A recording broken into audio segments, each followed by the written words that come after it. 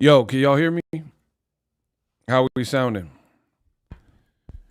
We recording?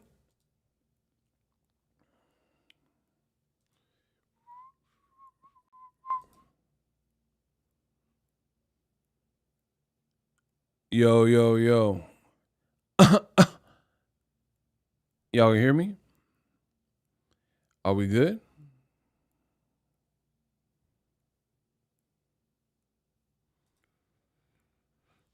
Jay Mills, man, this is like the second time I caught you live. Respect at the best in the business, and it's not even close.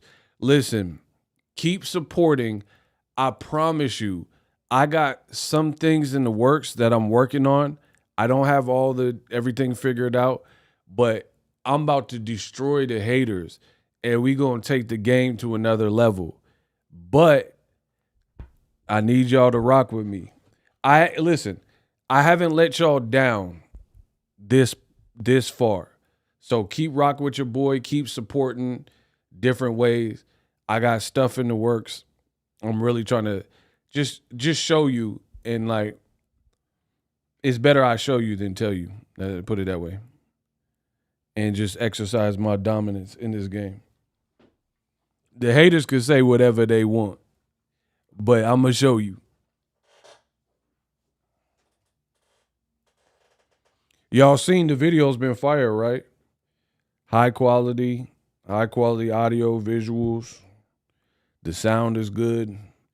I know my voice sound good. The kid with the golden voice.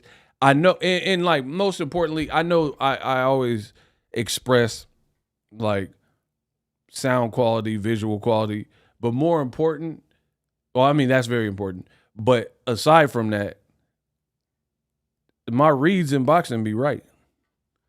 My reads in this game be right. You sound good, no pause. So talk to him, Tony. Love a channel that keeps it non-biased, unlike other channels that simply deride Crawford. Bro, these dudes are inferior. They're scared. So what I've noticed in this game is a lot of people, they tend to go with whatever the popular opinion is. I ain't coming to game doing that, and I'm not going to do that. I don't care. People, they be mad at me every other day. If I say something that you think favors this fighter, then you say, I love this fighter and hate the other fighter. And then if I have an opinion that favors this fighter, then y'all say I hate that fighter. I don't care. Y'all say whatever y'all want. They make videos about me. Enjoy. Shout out to my boy Sura. My boy Sura is funny. Y'all keep talking. You know what's funny? I got my tea too. You know what's funny about the haters? Smash the like button, absolutely. You know what's funny about the haters? They cry, but they know my everything I'm saying. They know my intro. Like, man, this guy's stupid unpacked. That means you paying attention. How you know my song? How you know my intros? How you know what I said? And they be lying in the comment section. Y'all can believe it if y'all want, but somebody keeping the lights on, somebody paying these bills, right? They be saying stuff like, oh, I used to watch Boxingego, but I don't watch them anymore. But they be in the comments of a new Boxingego video saying how they don't watch Boxingego. Tell me that makes sense. How does that make sense? How are you in my latest video, 5 minutes after upload, talking about how you don't watch me no more? Believe that if you want.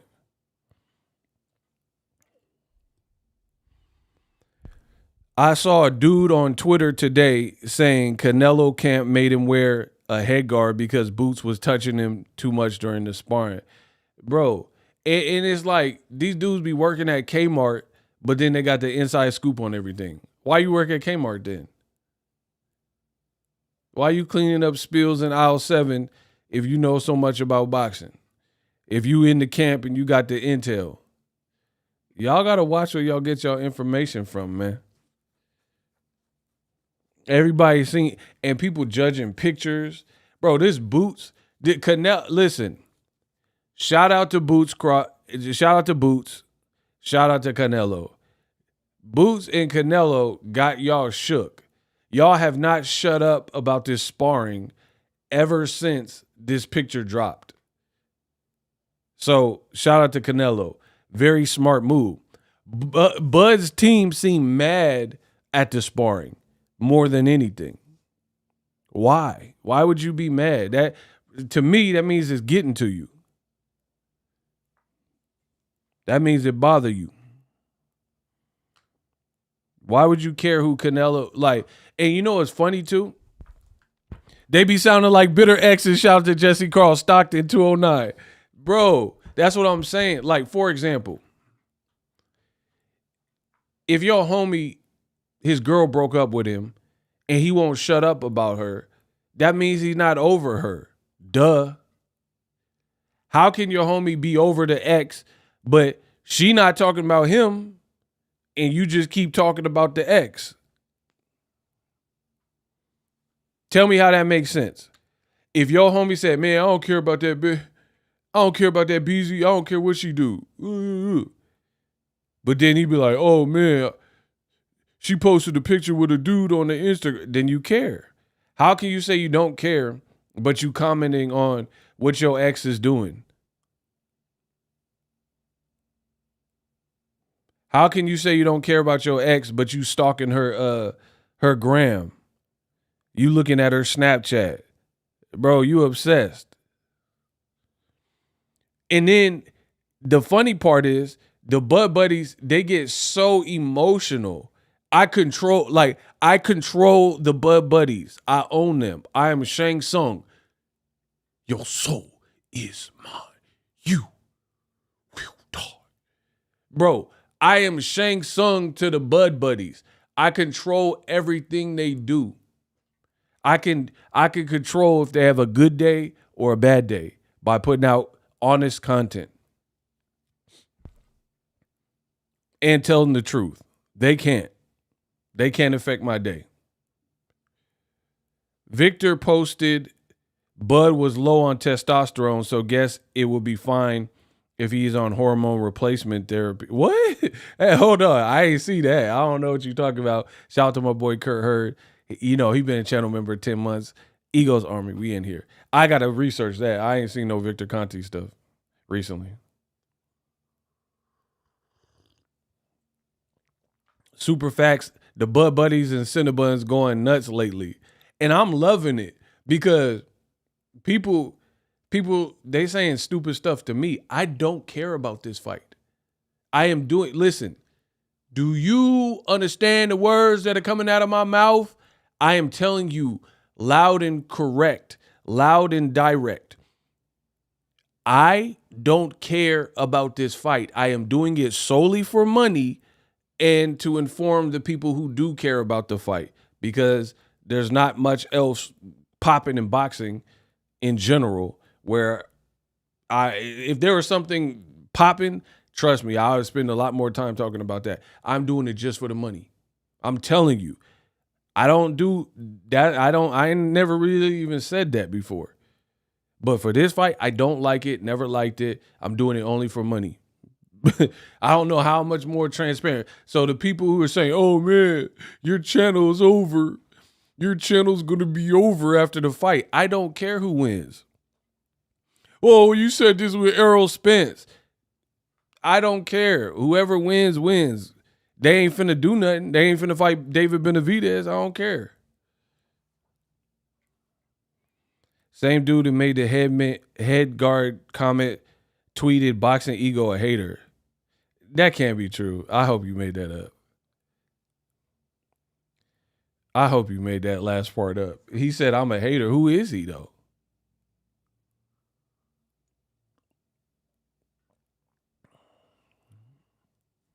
Bud Buddies say they don't care, but they can't keep their mouth shut. The Bud Buddies they down bad, bro. It's like almost like a legendary crash out how bad they're reacting to this boot sparring. It literally is, bro. Canelo Alvarez has not said ish about who Bud's sparring, who Bud's dating, what Bud's doing in camp. Show me one video. That's how you can always tell who's been here before. Show me one interview with Canelo Alvarez where I can see his face, no AI, no like gimmick. Canelo Alvarez, right? Show me one video where Canelo is interviewing and he's talking about what Bud is doing in camp as it pertains to who he's working with, how many times he sparred, his reaction to Bud sparring Lester Martinez or Mikel or whoever. Name one. Name one clip and send me the link where Canelo is concerned with what Bud is doing. One. Because I can show you Bud's whole team, how they talking and reacting and responding to Canelo sparring boots.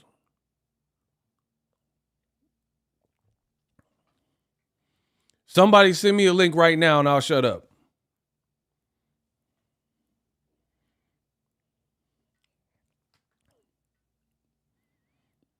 Send me one link of Canelo concerned with whatever Bud's doing in camp.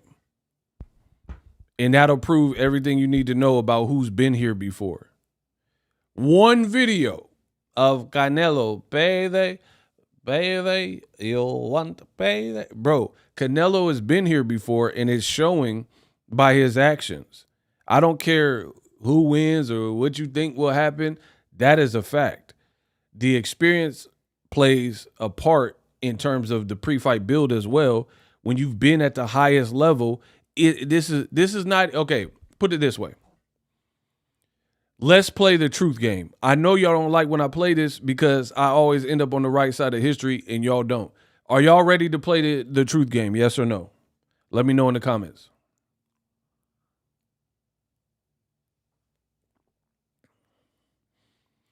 If you are ready to play, all you got to do is tell the truth. If you are ready, put yes in the comment section so I know I got y'all full undivided and we'll get it cracking.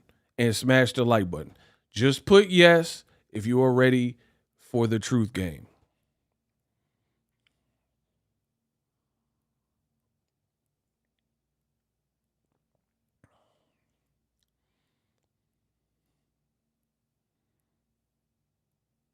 I promise y'all can't fool with me.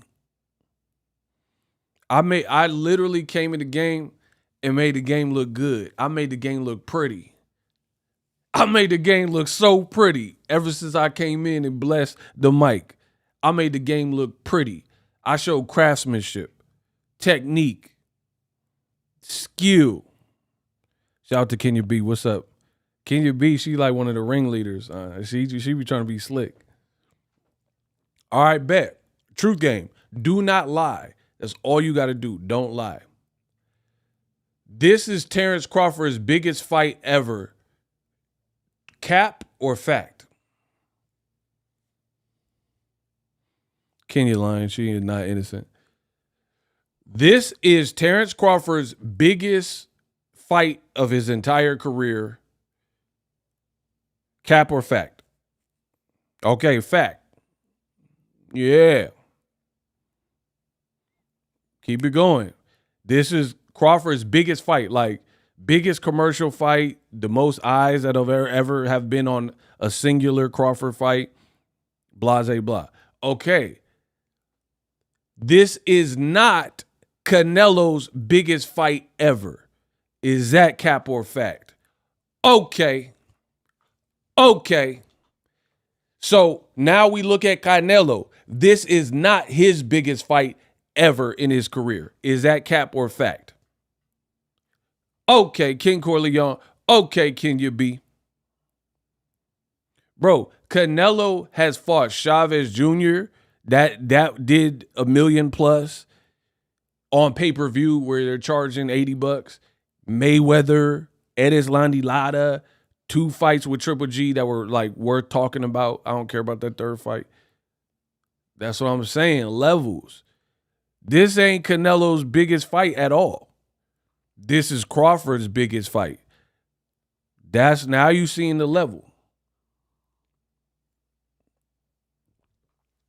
Now you seeing the level. Just like your boy Ego on YouTube. I have multiple videos since I've done this that touched over 1 million. Meaning videos I've done, no help, and those videos have exceeded 1 million views. You got other people and you think they nice, they don't have no videos that hit over 1 million views. Your boy Ego has multiple videos on YouTube that have hit over 1 million views. Levels. Whoever you think is nice, just know that there's levels. When you've been doing it at the highest level, I've been doing it at the highest level. I have multiple videos that have actually touched over 1 million views on YouTube in a niche sport. I don't have a prank channel. I don't have movie reviews. It's easier in those categories because when the new Superman came out, in the trailer did like 300, 500 million in 72 hours. So if I had a movie channel, that would be easy as a movie reviewer to hit crazy numbers, right? Because it's a broader niche.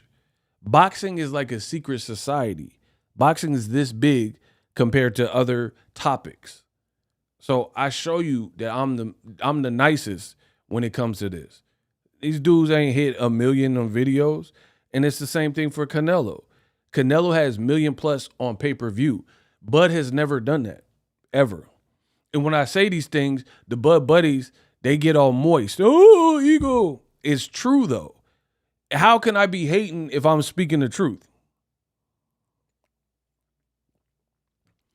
I firmly believe for the remainder of Bud's career, he will never hit over 1 million pay-per-view buys. Pay-per-view, not Netflix, where everybody in America damn near got Netflix or somebody's password.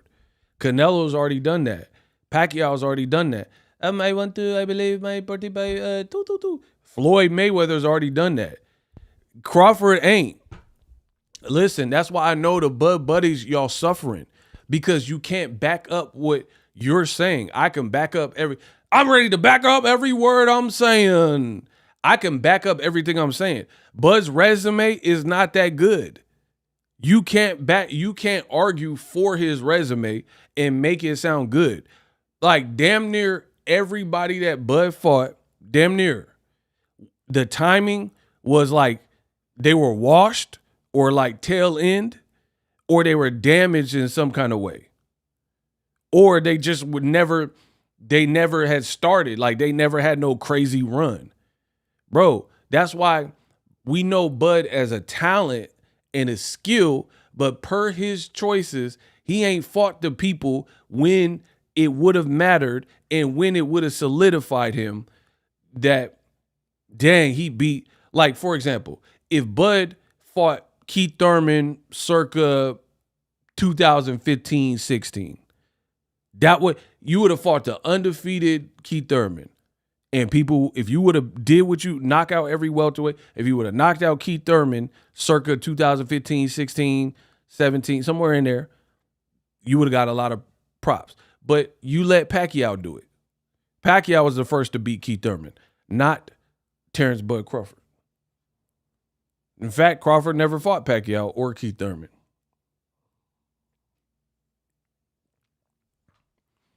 And it's so funny watching y'all squirm and complain to try to argue for Bud's resume, bro. No, Ego! They be, oh! Oh, my God. It's so funny, bro. They be yelling and calling me names and threats or whatever. Like, you still not finna answer the question and prove me wrong. I don't care about none of that. I don't care about none of that, bro. You still not finna prove me wrong. They yelling and screaming. They yelling like Rocky. Remember in Rocky 4 when Adrian and his trainers were in that buggy? They were in that carriage. Drago! Bro, they doing the Rocky 4 yell at they phone screens. They doing the Rocky 4 yell at their TVs because Boxingego is cooking them. I'm cooking them. And they shook. They doing the Rocky, Drago! You hear me? All that Rocky 4 yelling ain't gonna save you. Crawford's resume is due. Two of them was due. One was the other was Illmatic. That's a one Spence fight every 10 fight average, and that's so lame. Switch up your flow. This is garbage. What you trying to kick knowledge? Huh? Bro. I looked at Crawford's resume. Two of them was due. One was the other was Spence-matic. That's a one hot fight every 10 fight average. And that's so lame. But he a good little fighter, though. I give him that. He a good little fighter.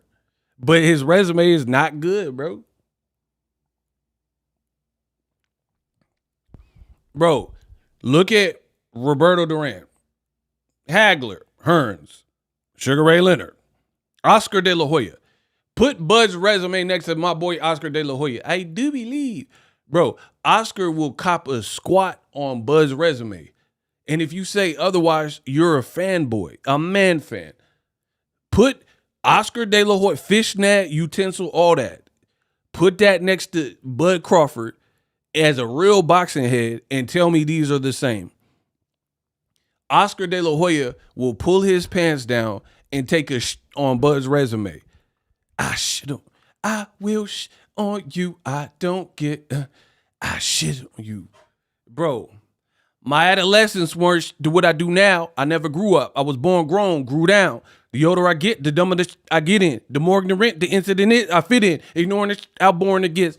I don't know when to quit throwing a fit. I know I'm a bit shaky, but they make me. Say they can take me and they, bro, I shit on you. I will hit on you. I don't, I shit on you. Bro, stop playing with me. Put De La Hoya with, okay, gold medalist. Bud ain't never got no gold medal. Check. De La Hoya, I'll name one good fighter at a good time when, and De La Hoya fought them when they was relevant and good with no damage.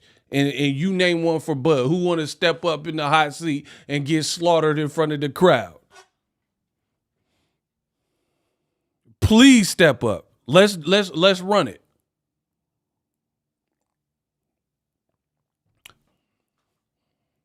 Bro, I don't care what you think about De La Hoya as a person in rehab and utensil. All that is outside of boxing. We just talking about the boxing stuff. I don't care about Crawford's personal life, who he date and all that. I'm here for the boxing. We talking about the boxing. See, notice when I say these things, these Bud buddies try to act fake tough. They start talking about me and saying I'm a punk and a chump and stuff. Like I'm talking about boxing. That's how I know I'm destroying you. Because if I'm spitting facts and then somebody want to fight you or call you out your name and stuff, that's how I know I cooked you. That's how I know I struck a chord. I struck a chord because you can't keep it boxing. That's why you're like, man, this channel suck. Oh, you go, I'm leaving your channel. All that other goofy stuff because you can't go tit for tat with the big dog. You can't stomp and romp with the big dog. So that's what people do. I'm from the Bay Area, bro. Northern California, where like you will get exposed, bro. Let's play the roast game. Let's see who last. Jay Mills, Spence, Rye even saw Lil Davis resume. I ain't hear a word you said, bro. I don't know what you talking about, bro. You all over the place, but shout out to you for the $2. We talking about Bud Crawford resume and pitting it with historic boxers. And then this is what the Bud buddies do. They be like, oh, let's see what you have to say when Bud whoops Canelo. What that got to do with his resume as of me recording this video? Oh, you're saying everybody's resume is killing booze. I mean, yeah. Okay, now we cooking. Bro, all these people,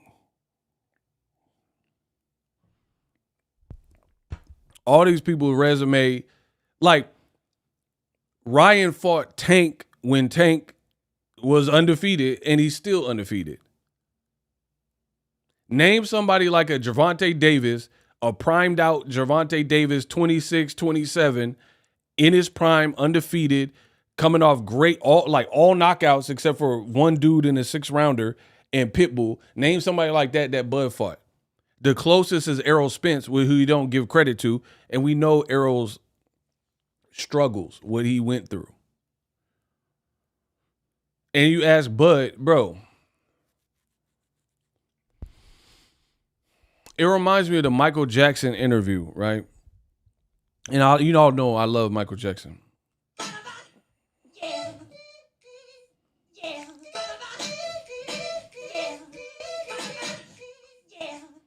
But my boy Michael Jackson, he had an interview, and they were saying like there was all these like scandals with they were saying trying to throw them kids on him and all that.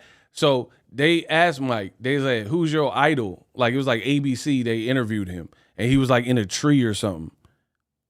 And they asked Michael Jackson, they was like, "So who do you look up to?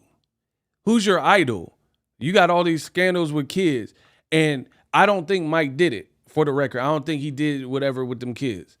But the way he was answering the question, it made it look bad because they said, "Mike, who's your idol?" He was like, "Peter Pan."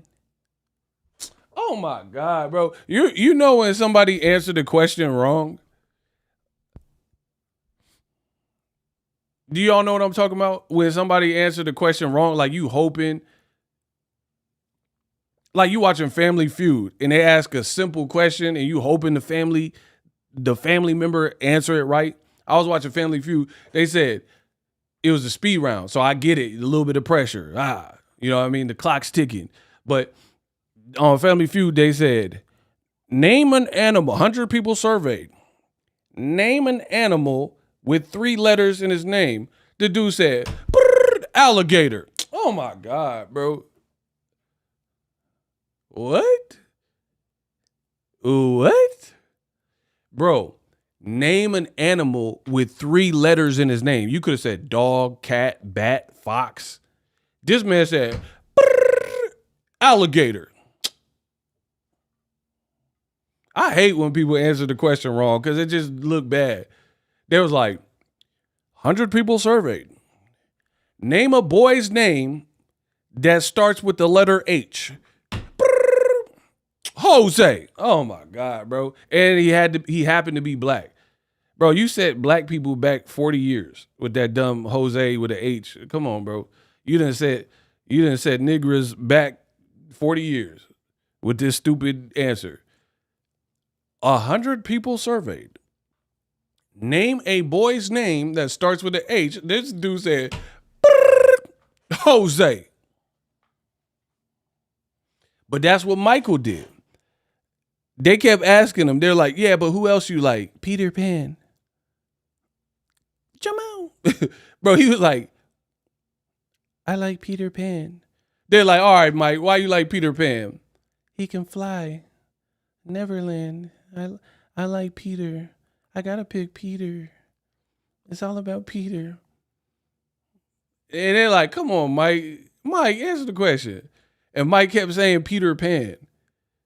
And I was like, man, Mike, say somebody else. You could have said Nelson Mandela, Malcolm X, Marcus Garvey. You should have said something. Mike was stuck on that. I like Peter Pan. You see how he was eating with Rufio? That was funny. I'm like, oh my God. That's how Bud be doing these interviews. Bro, Bud be answering the questions the same way. It'd be an easy alley-oop. They be like throwing the rock to, like, bro, it's a fast break. All Bud got to do, he be playing basketball. All you got to do is lay it up. A little Tony Parker, little figure roll. You got the points. And then Bud try to dunk and then it bounce and you missed the point. That's how Bud be answering the questions. They were like, everyone says your resume sucks. Name a signature win, Mr. Crawford. Ricky Burns. I like Ricky. Oh my God, bro. Stop saying Ricky Burns. Stop it. Stop that. Tell this man to stop picking Ricky Burns.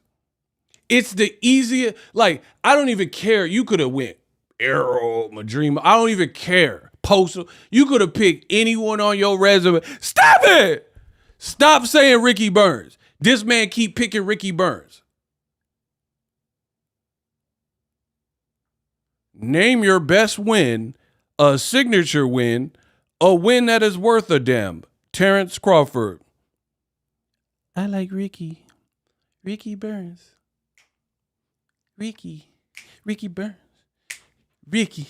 Ricky Burns. Bro, you could have said any other Ricky and I would have respected it more. You could have said Ricky from Bill Biv DeVoe. That girl is poison.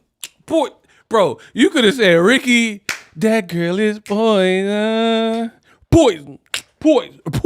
You could have said Ricky Henderson. He was stealing bases. I would have gave you some credit for the Ricky Henderson. You could have said Ricky from Boys in the Hood. Ricky! Bro, Ricky! You could have said Ricky Lake.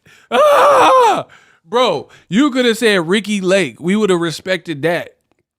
My man said you could have said Ricky Martin, living la vida loca. You could have said Ricky Tan from Rush Hour 2, and we would have respected. Man, he for sure could have said pretty Ricky. Pretty 5 in the morning. With you. Bro, you could have said any other Ricky on the planet, damn it. Rick Martel. You could have said any other Ricky, and we would have maybe felt you. You could have said Ricky Bobby from Talladega Nights. I'm not quite sure what to do with my hands, but I told Hal, shake and bake. Shake and bake, Hal. Bro, you could have picked any other Ricky, and we might accept it. This man keeps saying his signature win is Ricky Burns. Get him out of here, bro. Get him out of here, bro. On a dead homies. On dead homies, Crawford got to stop.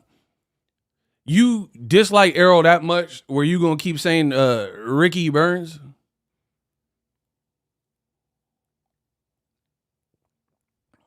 Bro, like honestly, Pretty Ricky, what they call it. You could have said Pretty Ricky from Martin. They said Pretty Ricky, what they called him. Facts. You could have picked any of them. You keep saying Ricky Burns, bro. That's like probably the worst name on your resume, low key, since you've been Crawford. I ain't talking about when you had dreads with Top Rank. I'm talking about since you Gamboa and on. That's probably the worst. Like, that's probably the worst name, bro. You keep talking about some Ricky Burns.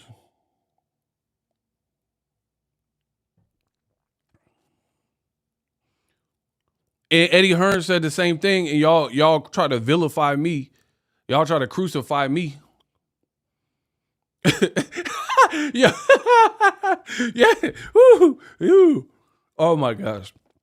That threw me off. Y'all putting Crawford quotes. Y'all putting Crawford quotes in here. So Victor, bro, that's what I'm saying. He'd be like, so Victor Postal wasn't elite. Crawford, come on, Crawford, bro. So you mean to tell me Victor wasn't elite? What about Victor? I was at that fight, bro. It was cool for the moment, but that ain't no legendary win, bro. That was a cool unification for the time. That's it. Like Victor bro, really, this what you trying to do?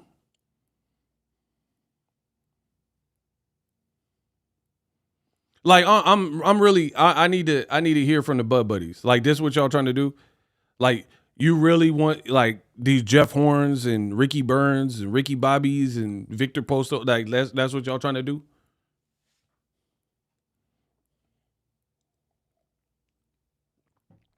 Then when you get to the upper echelon of names, the timing was bad in a lot of them because they all had went through something or have been inactive or have been in different divisions. Look it up. And here's the thing. Bud be like, man, so Victor Postal wasn't elite? Man, so all y'all do is just make excuses. Bro, there are certain people that if you beat them and when you beat them, there would be no excuse that people can give like what they're saying that is truthful about your resume. For example, David Benavidez beat David Morrell.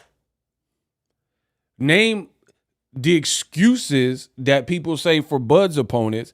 Put that on David Morrell. David Morrell put a dude in a coma. So we knew he was a dangerous fighter that was ready for a step up. He's Cuban. He's decorated. He had amateur pedigree. He looked bigger than Benavidez. He in shape. He got footwork. He got power. He's a southpaw. He was undefeated. And he was knocking some dudes out in a round or so. Really putting a hurting on guys. So the same way people look at like Jose Benavidez and where he was when Crawford and then make excuses for why he lost, do that to David Morrell for David. But you can't. You can't without absolutely reaching. When we are talking resume, are we talking notoriety or are we talking strictly about skills? Bro, stop it. You trying to cop, please. This man F body. You about to get effing bodied. That's a bar. The man F body about to get pumped with the 12 gauge shotty. You about to get effing bodied. Please step up. If you want to step up, you want to step up. I said F body about to get effing bodied. That's a bar. Bro, I promise you they can't with me. He said, I asked a genuine question. Step up in the hot seat. Ask the question up there. Bro, you're trying to do what Crawford's team do. Oh, these were really top tier guys. They just didn't have big names. No, they wasn't, bro. You just trying to cop please. That's why I approached it like that. Like, prove me wrong. They're like, oh, you YouTubers, y'all don't know boxing. You're not a boxer, so you don't know. Okay, let's go tit for tat. Who was Mean Machine when Bud Crawford fought him? He was a muff that was coming off a draw to Ray Robinson, a guy who beat Crawford in the amateurs, right? And they scored it a draw, but if you watch the fight, Ray Robinson actually should have beaten Mean Machine. So you're fighting Mean Machine pretty much off of a loss if it weren't for boxing politics. We all know how this boxing game goes. There's certain people that won their fight, but they really didn't win the fight. Mean Machine was one of those people where he really didn't look good. He shouldn't have won versus Ray Robinson. That's when Top Rank made the Bud Crawford fight with Mean Machine. And Mean Machine gave Crawford some fits. That's all facts. All facts. So let's talk boxing and who know boxing and all that. Who was Jose Benavidez when Bud fought him? He was a former 140-pound fighter, facts, who got shot and had leg issues. He was out of the ring for like 2-3 years because of this. They didn't even know if he'd be able to walk, let alone fight. Then he healed or whatever, somewhat. And then he came back. Top Rank fed him like cupcake fights. But because him and Bud had that run-in, focus on your fight before you don't make it to your fight, that little run-in, they used that. And then they off of the tune-ups that Benavidez had, Jose Benavidez, they put Bud in there with that. That is exactly what happened. So when you fought Jose Benavidez, he was off of a lengthy layoff where he had been shot.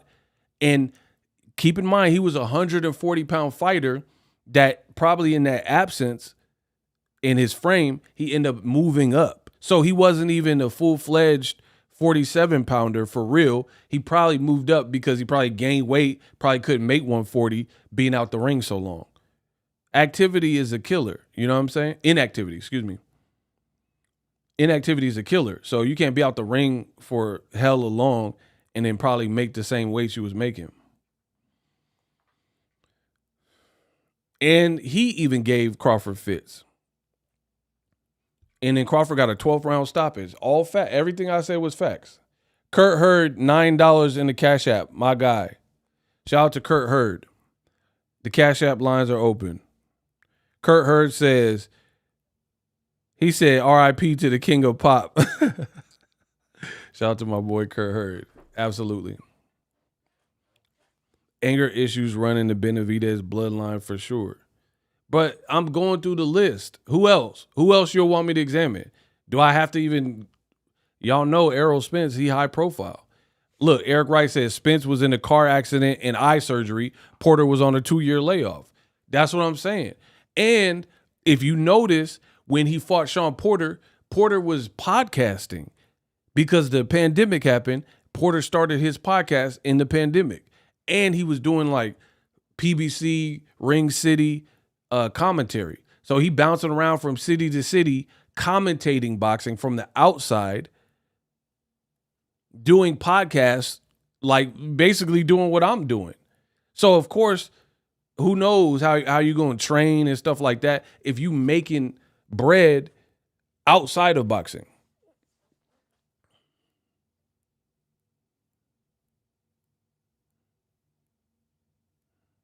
You see what I'm saying? And then you look at the Sebastian Fundora or whatever, the random German dude that Porter had fought. He was a guy out of nowhere. And Porter didn't get no stoppage. He didn't look crazy great in that fight. And then before that, he was getting dropped and losing to Errol Spence. That's who Shawn Porter was when Crawford stopped him. Bro, it's the luck of the draw. This is how Crawford's whole career has played out recently. That's why, bro, that's why it looked fake, to be honest. It looked like choreographed a bit. You're even Canelo, bro.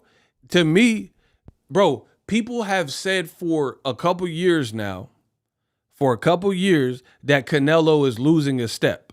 So you fighting Canelo now, to me, there's still danger there, right? But this is still not a fresh, primed Canelo. He's been fighting since he was 15 years old. So even though he's younger, he's still like older, given that he started so young as a pro. Genuine question: do any of y'all know John Molina, Felix Diaz, or Ndong? That's what I'm saying, bro.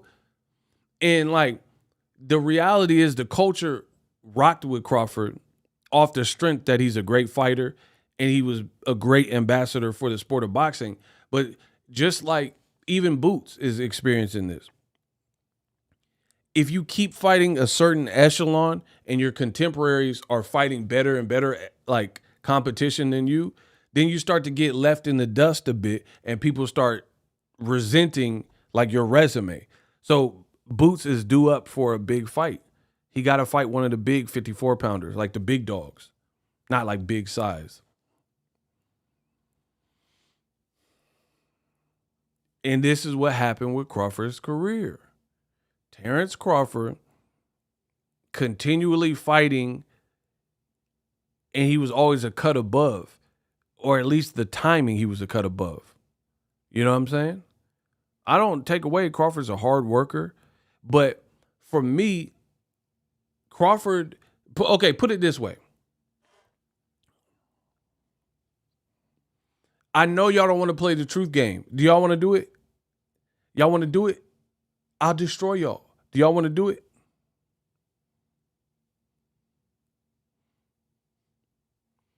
So I'll name a couple guys and you tell me who Bud has fought in recent times that have more momentum than these guys. Is that fair? Is that fair? So it'll be my list versus y'all list. How about that?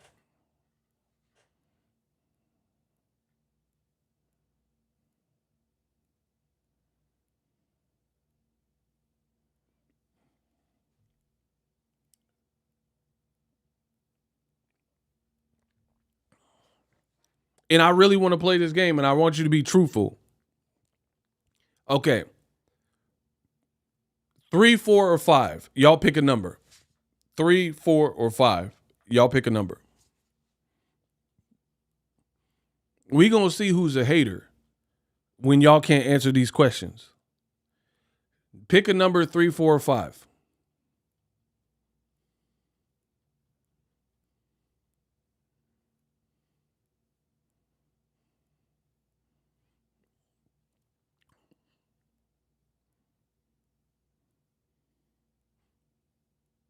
4, 3, 5. You know what? Let's just do 5. Let's do 5 to prove the point. Okay. So I'll name 5 fighters that I personally would love to have seen Bud fight outside of Canelo, right? Your job when I name a person is to find somebody that Bud actually fought in the last like 5 years, 5 to 7 years-ish, right? That has more momentum than the realistic fight that I would want to see. You get it? We're going to do 5 names. These are 5 realistic names that I would love to have seen Bud Crawford fought instead of a Canelo. 5 realistic names. So we'll go one at a time, and you name a person where Bud actually fought someone recently and they were better and had more momentum than these guys. Okay. I like the Jaron Boots Ennis fight. So now you got to think of one person that Bud fought in the last 5 to 7 years that has more momentum and more like attributes at that given time when Bud fought him to offset how Boots matches up with Crawford. So who rivals Jaron Ennis that Bud actually fought? Errol. So Errol staying at the division too long, coming off an accident, and coming off a detached retina, and coming off of inactivity. Okay. Errol, that really, so a guy who's almost died in a car crash, a guy who was on a year layoff, a guy who had injuries, multiple eye injuries after the accident. Okay, fine. You guys are saying Errol Spence matches Boots, who hasn't been through a car accident, has fought 2, maybe 3 times this year.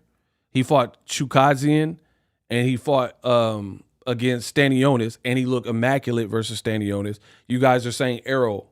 So now, fine, whatever. We'll just say Errol. Now you guys can't use Errol, and I can't use Boots. So cool. Boots is out of there. 4 more. Sebastian Fundora. So who did Bud fight that would be more dangerous than if he were to fight Sebastian Fundora next? They have more momentum than Bud. So you can't use Errol because I burned out Boots and you guys said the equivalent danger was Errol. So he's done. Okay, you think Jeff Horn Jeff Horn is as dangerous a fight for Bud's first fight at 47 as his second fight at 54 being Sebastian Fundora. No, it could be whatever weight class. It's just people that Bud fought.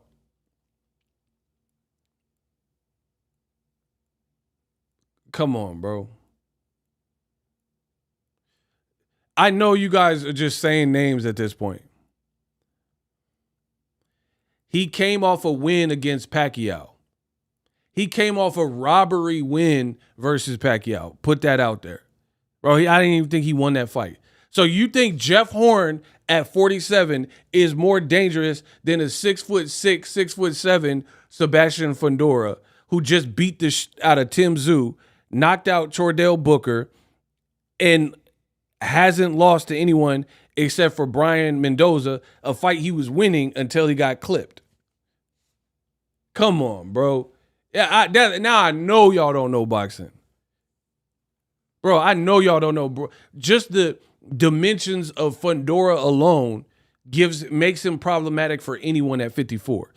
And then now he's in the lane of like boxing mixed with inside fighting and brawling. Come on. Jeff Horn, you really thought Jeff Horn was that dangerous? No, I said somebody who's more dangerous that Bud fought. You try to say Jeff Horn would be more dangerous than Bud at his second fight at 54 fighting Fundora, who's 6'7", coming off a crazy win over Tim Tszyu and activity. Sebastian Fundora's had a crazy year. Chordell Booker knockout. He's a champion. He's tall. And the Tim Tszyu, he really made some proper adjustment. You talking about Jeff Horn. Okay, so whatever.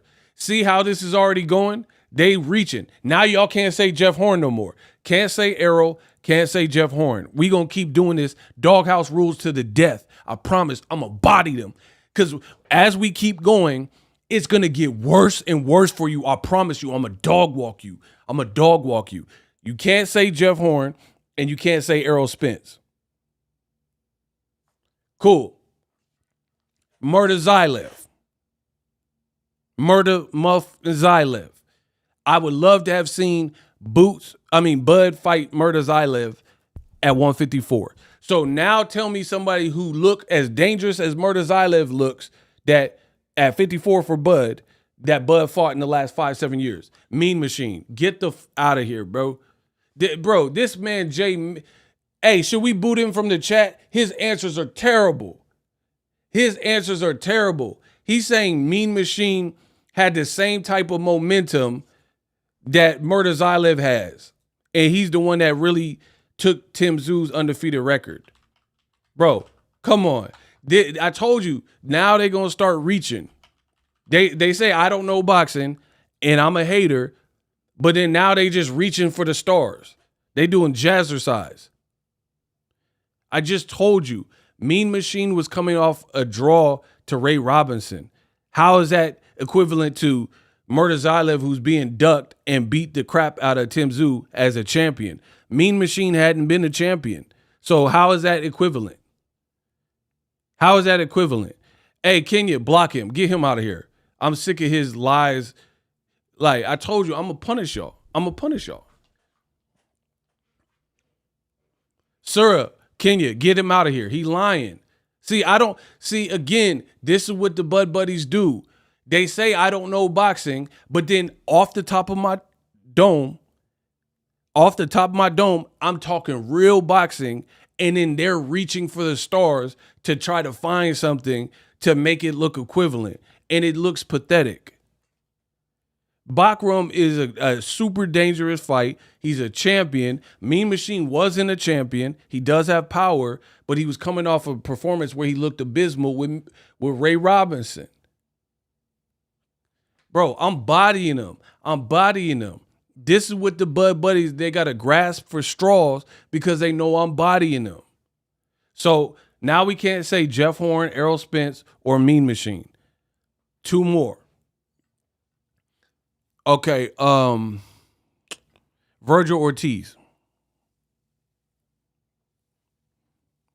As dangerous as Virgil Ortiz looks, and he's undefeated, who did Bud fight that was more dangerous? You can't say Errol, you can't say Jeff Horn, and you can't say Mean Machine. Good luck, but the bad guys probably know where you're at. Good luck. Bro, I told you.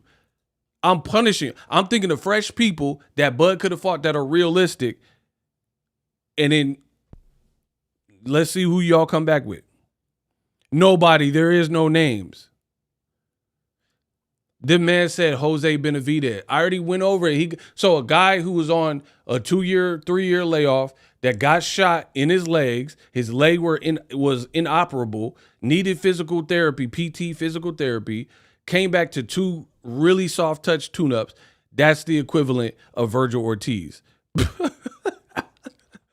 Bro, these people are desperate. As you can see, this is what the Bud Buddies do. You literally would be better. The man said Kell Brook. So the guy who was at 154, prior to that, he got destroyed and got his orbital broke by Triple G, then got his other orbital broke by Errol Spence. Hey, start that cap. Then dropped down to 54, put up suspect performances like Zarafa, where he looked horrible. Then he had to weight drain himself to make 47 to fight Crawford. That is the equivalent of Virgil Ortiz. Virgil Ortiz has been making his weight at 54, right? He had weight issues at 40 and 47. He's been making the 54 and looking good. He just fought Boachuk, great fight, tough fight. He won it, and then he beat Madrimov better than Crawford. That you're telling me that's the equivalent of where Benavidez was when Crawford fought him. Get out of here, bro. These people are so desperate. I feel bad, Bud. He's a good fighter, maybe even special, but his resume is itty. All past prime fighters and beat down fighters. I don't understand how he's already in the Hall of Fame talk.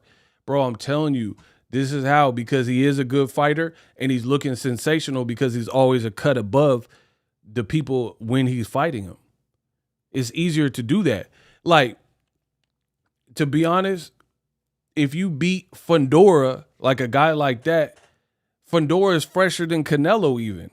You know what I mean? I know that sounds crazy because Canelo got mad respect in the game, but Fundora, he's like more in prime than even a Canelo is. So, bro, and we could keep doing this. We could be like Crawford, Diego Pacheco. If you're going to move to 68, fight Diego Pacheco. Who did Bud fight that would be more dangerous than a Diego Pacheco at 68?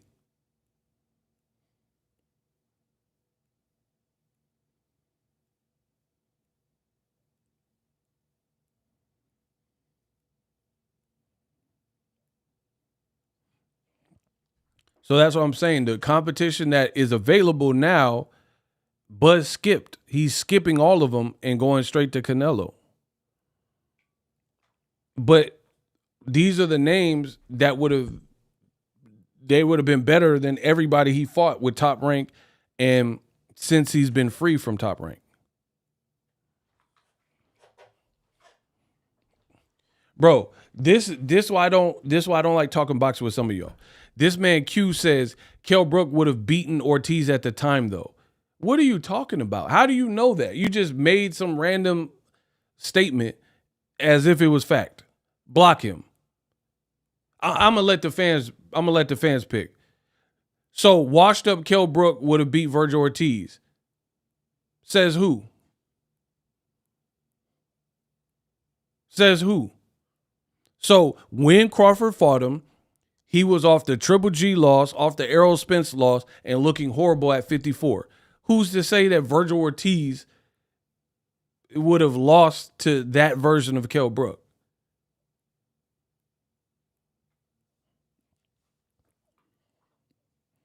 You totally made that up. This is what the Bud Buddies do. So Shawn Porter was in his very last fight of his career. So he's in his prime. That goes to show you. Listen to what I'm saying. Why did Shawn Porter retire after he already had lost to Kell Brook? He lost to Errol Spence, right? So he had lost before. Why he retire after the Crawford fight? Because that's where he was at in his career. He was probably, he literally told you, this is not my opinion. Shawn Porter literally said, win, lose, or draw, I was retiring after the Crawford fight. There's an interview, he literally said that. So that's one of Bud's best wins at welterweight, was a guy who knew he was retiring no matter what after that fight, per his own words, and was a podcaster.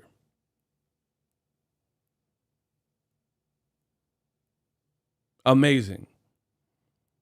Why didn't Canelo retire after Floyd beat him? Because he was only 23. There was no reason. Shawn Porter had a lengthy, illustrious career and probably wanted to do other things. So retirement was on his brain, bro.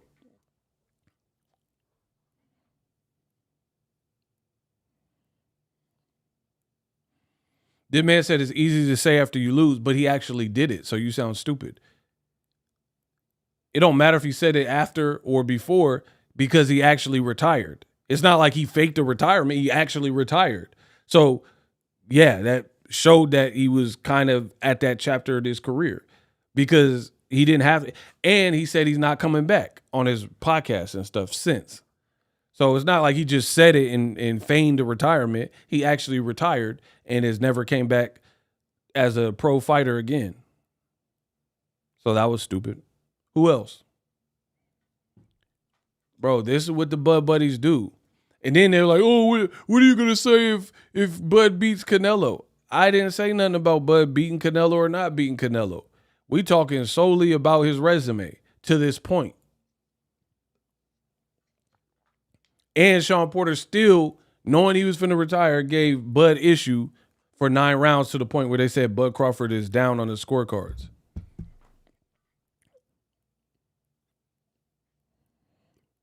Bud, great fighter, resume not so great, period. You guys can fight it. That's why they feel a type of way to Tank and Errol. I really feel like Bud's team resents Errol Spence because even though he tore Errol Spence up, Errol Spence still get a lot of love from fans. And I feel like Bud is like almost like envious that fan, like you supposed to destroy a person and then you gained all their fans. You see what I'm saying? So I think Bud and his team resent the fact that certain guys like Tank, certain guys like Errol Spence that he fought and destroyed still get love. Block Precise Mind. Yeah, you about to get capped. Bro, go somewhere else. Go that away. And bro,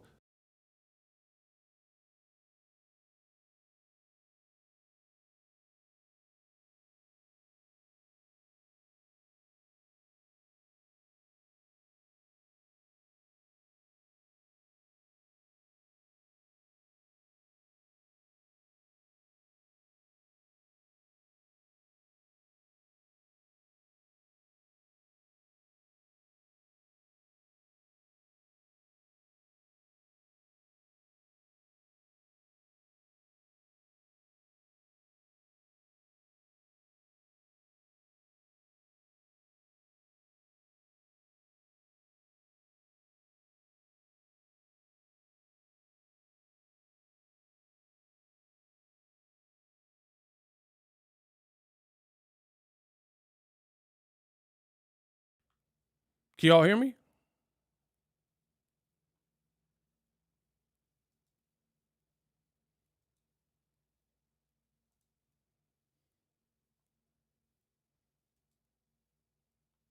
Yo. Y'all can hear me?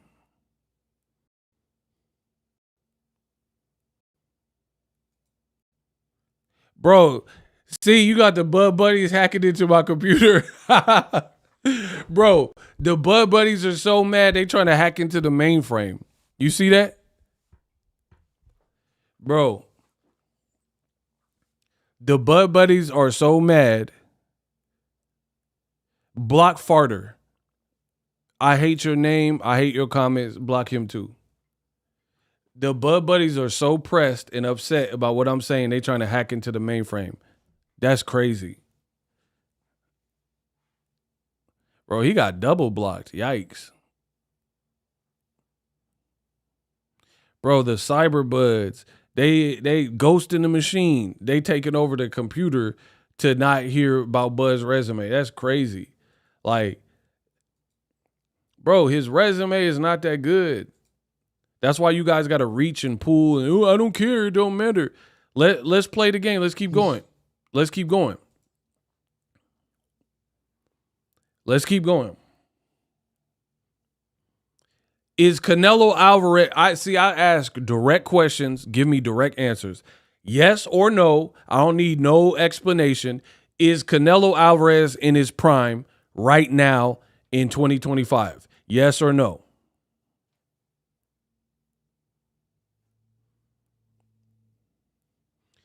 Right before the fight, so before the outcome, anything.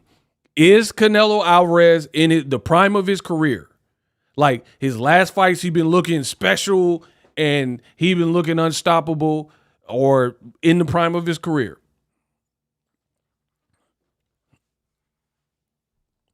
Okay, nope. Grandpa Nello, Bud's boxing resume is like his clothing store is wicked. His prime ended in 2019. So that's what I'm saying. Bud fighting this style of fight continues to put him exactly where he's been. The only difference that creates some level of intrigue for people is the fact that Crawford is moving up in weight.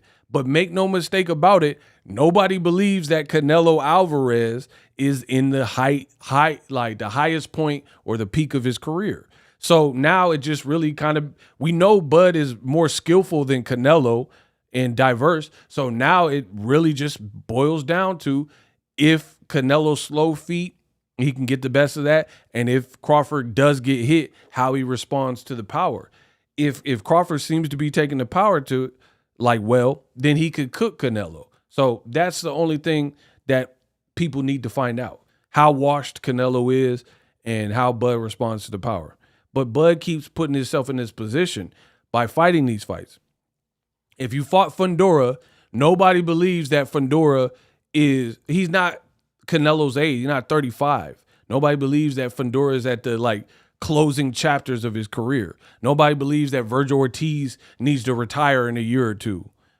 So Bud puts himself in these positions, and then his fans want sympathy. The fans want sympathy, like, oh man, you're just hating because he beat another person. Bro, these people, it's all about timing. It's all about timing. He literally fought Amir Khan. Amir Khan is a very good fighter and a very good name. His kryptonite was always been his chin. And he had got the literally snot knocked out of his nose. Shout out to Fremont. Edward, what's up? He got snot knocked out of his nose 2 fights before from Canelo. So how can you say Amir Khan was really at his prime? And after the Canelo fight, he came back and got a 40-second win over Phil LaGreco. Bro, Phil LaGreco had a cooking show on YouTube. That's 40 seconds. But when he fought Samuel Vargas, he almost got knocked out. And then Bud fought him. This is all facts. They say Boxingego don't know boxing. They say these YouTubers don't know boxing, but I'm telling you boxing, and I'm telling you where these guys were, and you guys won't prove me wrong, because to prove me wrong, you would have to lie. You would have to lie, because if I'm telling you the absolute truth of where these guys were and who they fought and how it happened, and you say, no, it didn't, then you're lying. Because we can just go to their box rec and find Amir Khan. You can pull up the highlights for Amir Khan, Samuel Vargas, and see him get hurt. Not once, but at least twice, where he looked like he was running around like Bambi with no legs, and he looked like he was about to get offed. Then Crawford fought him. That's Crawford's fault. You're taking these fights at horrible time. You're not fighting Kell Brook that Errol Spence fought. Come on, bro. You fought him many eyes ago. Both his eyes was shattered by Triple G and Prime Spence. The only boxing channel I watch daily. Thank you for the best content. Nick Way, let's go. Bro, just keep supporting the real. That's why I say I don't understand why y'all even give the time of day to other content creators who not going to keep it real with you, bro. Crawford a Hall of Famer if he loses? Yeah, he'll still be a Hall of Famer. I don't lie. He'll be a Hall of Famer. But here's what I'm saying. Crawford's career is like a statistical career, meaning he hit certain benchmarks and he has certain personal accolades that just put him there. But when you look at the meat of his resume, it's not that good, right?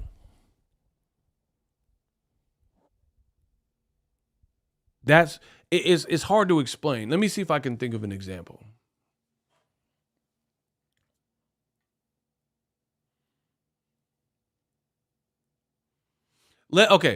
Let's say I was an NFL running back, right? Hear me out. Let's say I'm an NFL running back, right? Y'all want running back or wide receiver? I'm going to let the fans pick. Well, I got an analogy for you. Running back or NFL wide receiver? I'm going to let the fans pick. NFL running back or wide receiver? Okay, running back. Whatever gets to 3 or 5 first, that's what I'm picking. Running back or wide receiver for my analogy. Okay, 2 for running back, 1 for wide receiver. Actually, Sura, he's a longtime channel member and shooter, so he counts as 2 votes.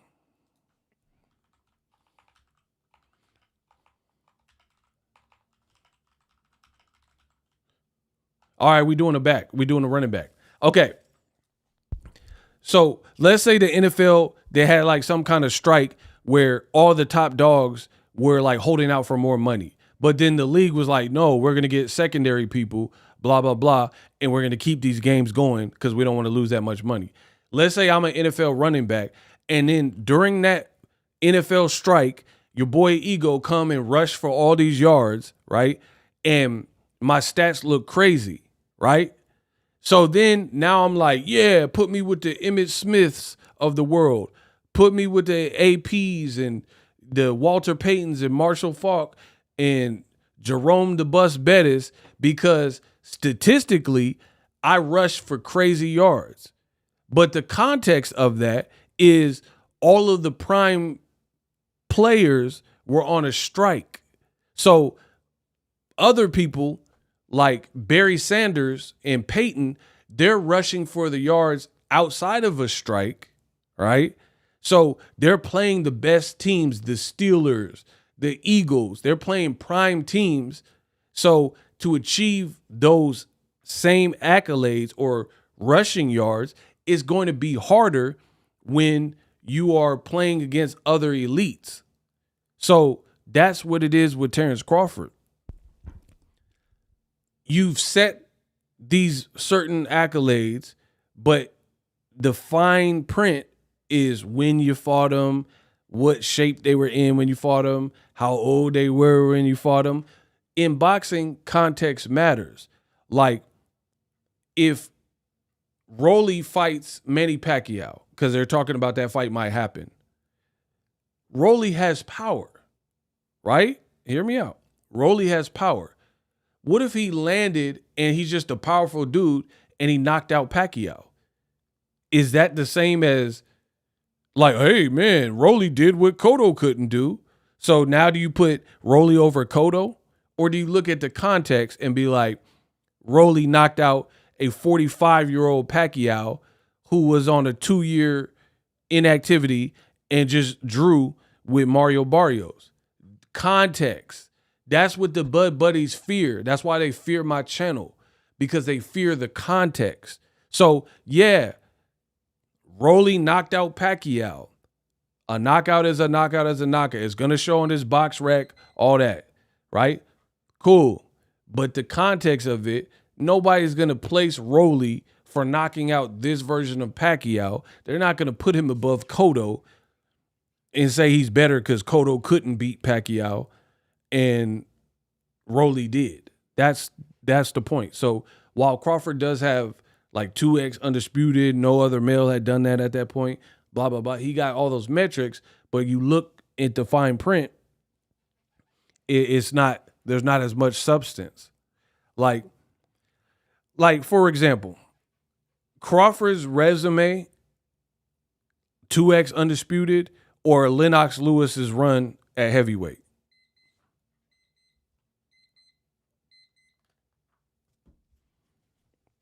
Like, what is better? Let's be real.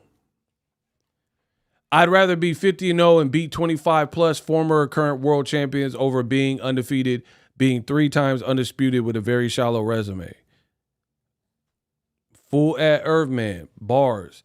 Okay, so Lennox Lewis, he can't say like, oh, I was 2X undisputed in the 4-belt era. I'm da-da-da-da. But Lennox Lewis could say, I fought the absolute best when it actually mattered, and I beat Tommy Morrison. I beat David Tua.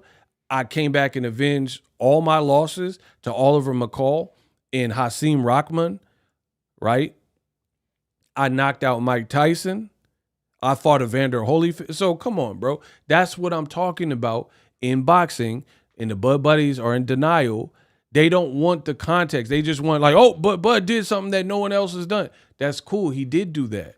But you're not going to trick me into believing that because in modern boxing, where there's a lot of politics and different ways to get belts and different promoters and blah, blah, blah, you're not going to tell me that Bud's run to become 2X undisputed to this point is better than Lennox Lewis, who didn't do that. So you could stat him to death and be like, oh, but Lennox, you never did this. But what Lennox did do is fought formidable people when it mattered.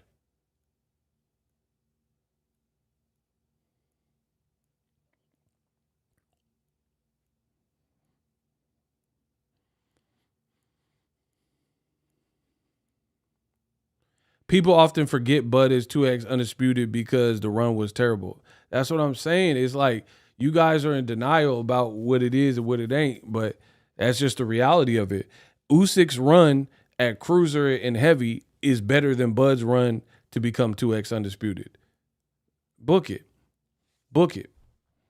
Look at who Usyk fought at cruiserweight to get where he's at and stay undefeated. That is more impressive than who Bud fought at 140. Period. You look at who Usyk had to beat to become undisputed at heavyweight, it is purely better. Now, fans are going to argue, oh, but Usyk, he said that Crawford's number one pound for pound because people respect Crawford's skills. They respect his skills, and maybe he's just being humble. But Usyk fought Maris Bradis. He fought Huck. He fought Michael Hunter, who beat Bacoli. He fought Murat Gassiev, a huge puncher. And then to top it off after the World Boxer Super Series, he fought Tony Bellew. Bud don't have that depth at 140. And then we already know what Usyk did at cruiserweight, right? Usyk at cruiserweight, he fighting AJ, way bigger, right? A guy way bigger than him, 6'6".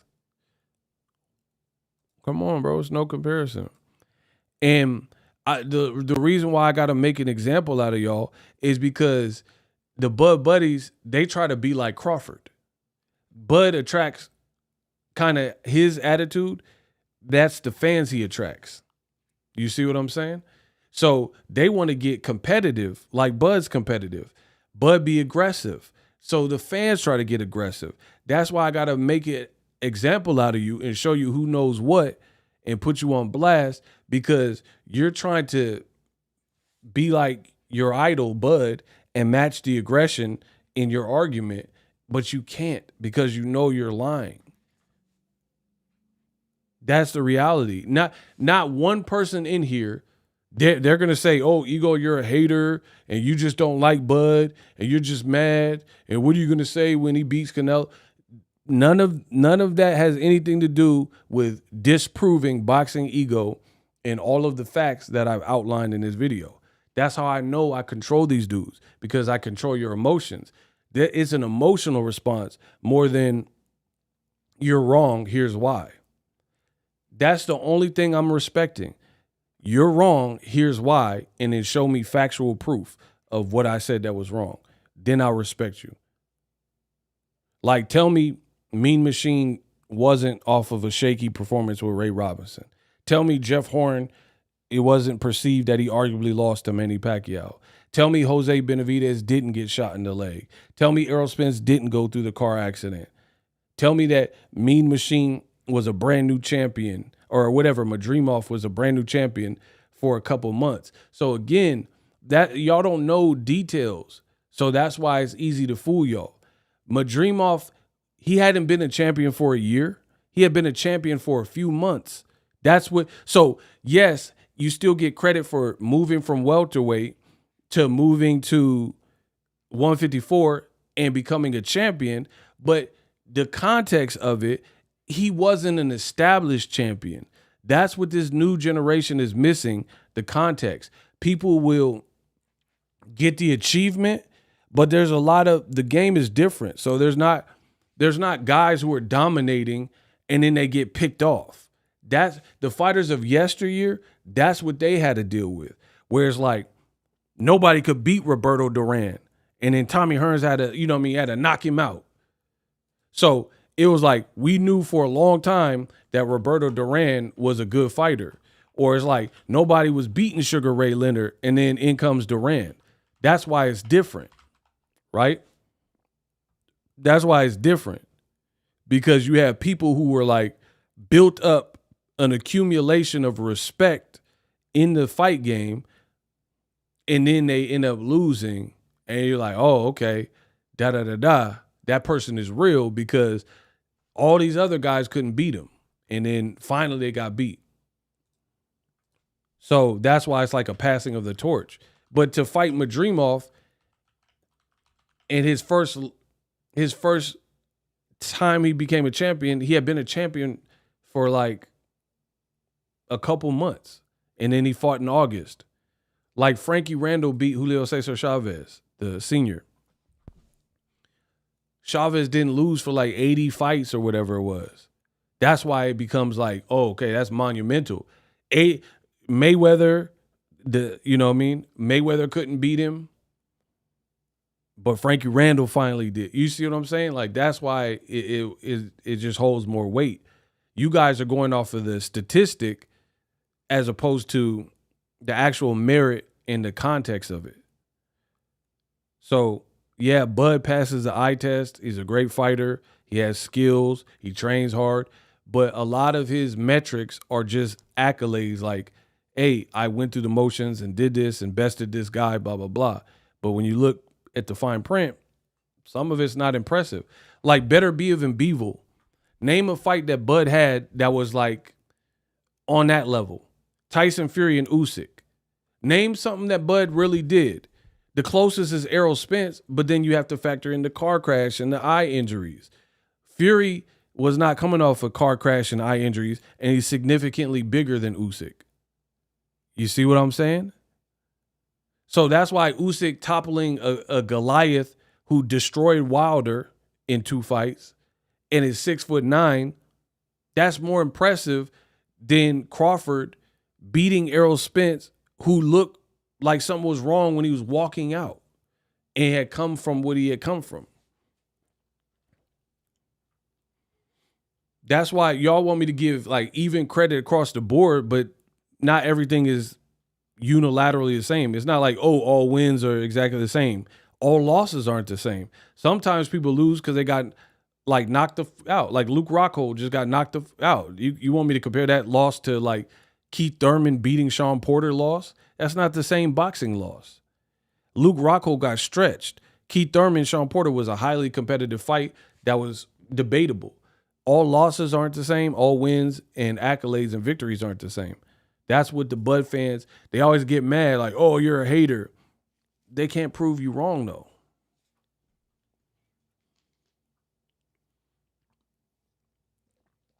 Now you got people saying Bud beats Bivol at 175.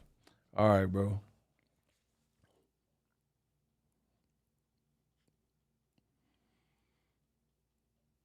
Their resumes are nearly identical. I'm not even, bro, you don't know enough about boxing for me to waste my time. The man said Usyk and Bud's resumes are identical. Do you know how dumb that sounds? How can two people who fought in 2 different divisions have identical resumes? You see how stupid that sounds? Listen to what this man said. He said Usyk and Bud's resumes are nearly identical. How can they be identical when they have no common opponent, different fighters they fought, everything was different, but what makes it nearly identical? Doesn't even make any sense. These are the lengths that the Bud Buddies go through to try to make sense of what I'm saying. That's like me saying Halle Berry looks identical to Margot Robbie. How? Like, one, they got different skin tone, different heights, different accents. How do they look exactly the same? Oh, they're both actresses. Man, get out of here, bro.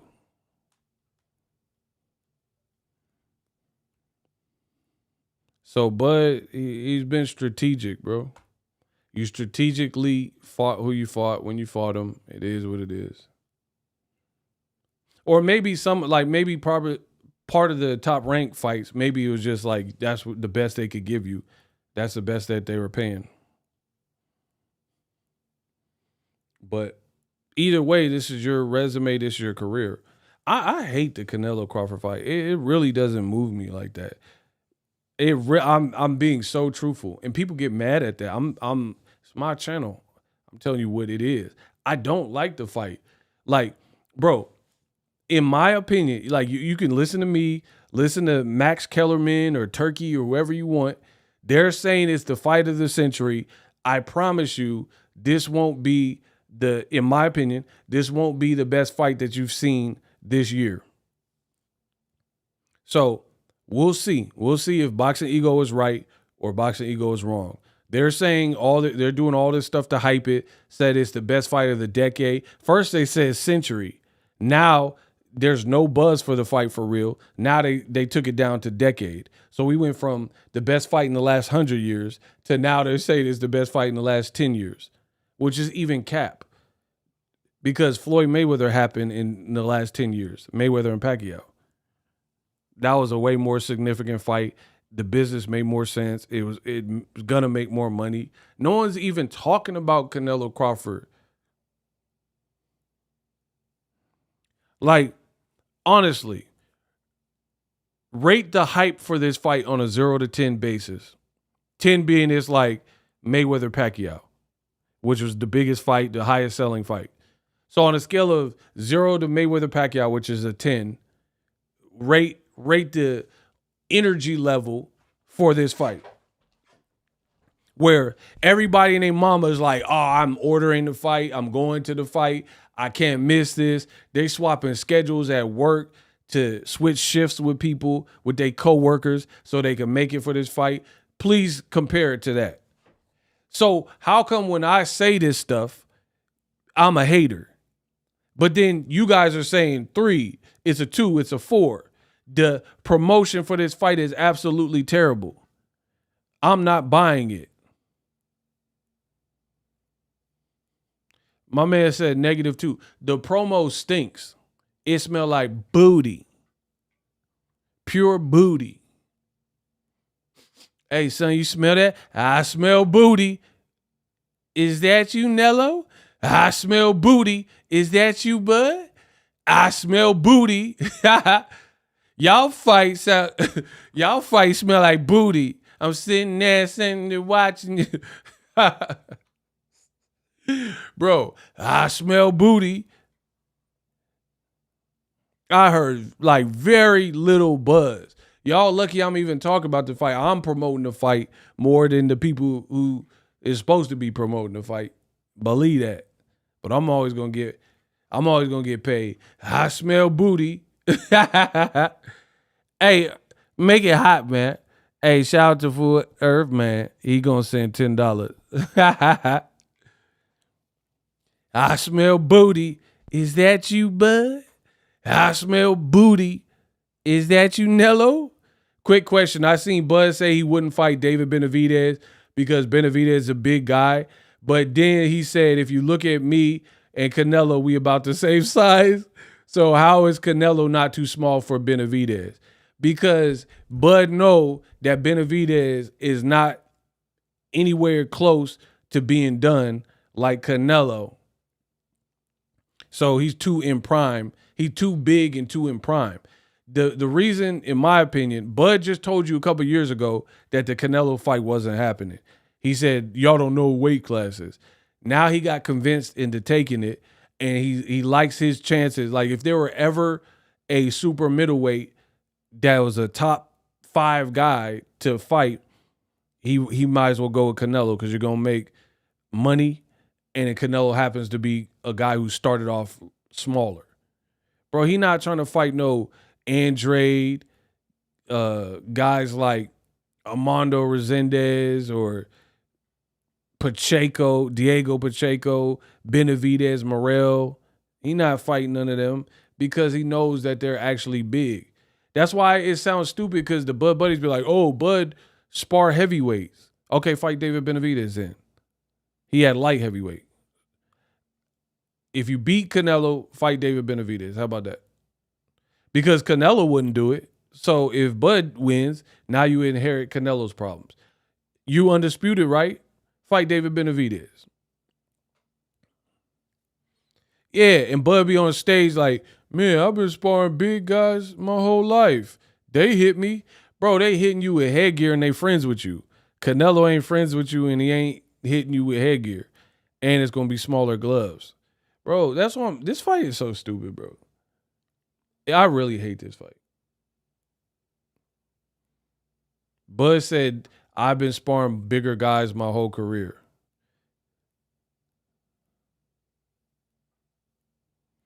Madrimov was splitting that guard easy. And his power, Bud is a sharp puncher, but his power looked a lot more manageable at 54. So what business do you have at 68 for real, for real? If your power looked okay, like Bud, look at Bud Madrimov and then look at Virgil Madrimov. Madrimov got put in check by Virgil Ortiz's power. Madrimov never really looked too discouraged. He didn't look too discouraged with Bud. Versus Virgil Ortiz, he looked like, man, I got to watch it because if I don't watch it, this kid is too strong. Look at Tim Tszew's face when he fighting Fundora and when he fighting Murtazaev. Bro, these guys are punching, and it looked like that. It looked like when I'm seeing Tim Tszew's face versus Fundora, he looked badly hurt. When we fight Murtazaev, he looked, bro, them shots, them hooks looked like they hurt. Bud was more sharp, cunning, and surgical versus Madrimov. Then he was just like rocking Madrimov crazy.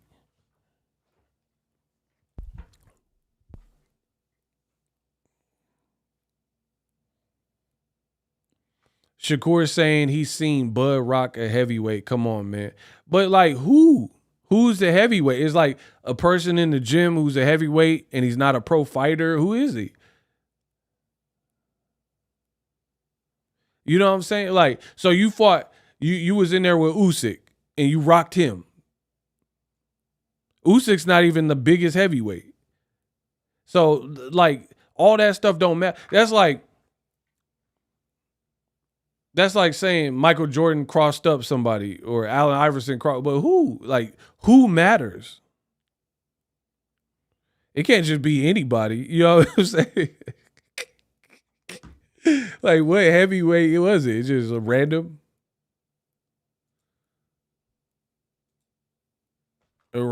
person? Because I never even heard about Bud sparring no like Usyk, Anthony Joshua, Wilder. I never heard of that. You don't think we would have known?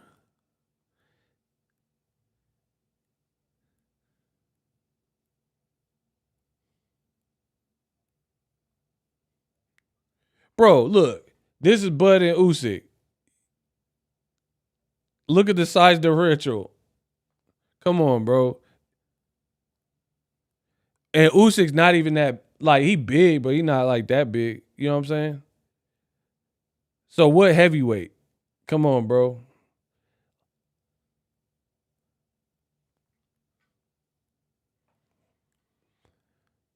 Bud is strong. Like, he's a strong dude, but like he like lifting weights and Romanian deadlifts and stuff. He is big. I mean, he is strong. But okay. Y'all keep telling these like urban legends like Bud wrestled a bear. I done tussled with an alligator. For this camp, I wrestled a bear. Bro, you guys keep saying this stuff, but why did Meme Machine put him down? What happened there? Why didn't you knock out Madrimov? Why did Gamboa clip you? Like, there's still limits to everything. Like, people are making it like Bud never been hurt, never got his bell rung.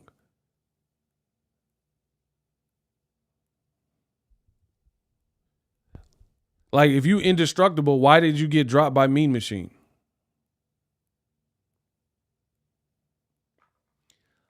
Let's camp. I'm doing things different. I done tussled with an alligator. I done wrestled a bear. I'm too fast. I'm too pretty, bro.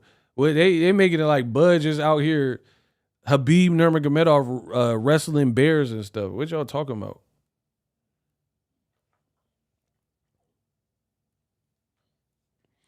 Bro, look at Carl Froch and Anthony Joshua, bro. Carl Froch was like a knockout artist at 68. And look at how he looked next to Joshua, bro. Like, this is what I'm trying to tell y'all. Weight classes matter. Bro, weight classes matter.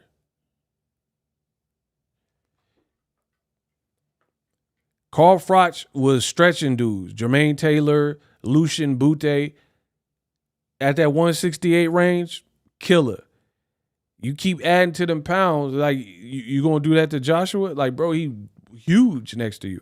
The only difference is Canelo, he's not as vertical, he's stocky. He like that Mike Tyson compact build.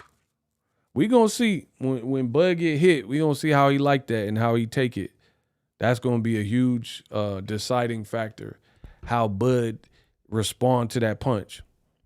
Just stare at Bud's face when and if Canelo lands hard shots. And it's hard to believe that a guy as crafty as Canelo ain't going to land a shot and he's just getting tore up for the whole fight.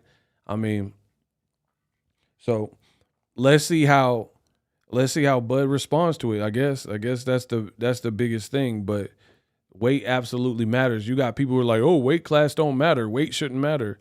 All right.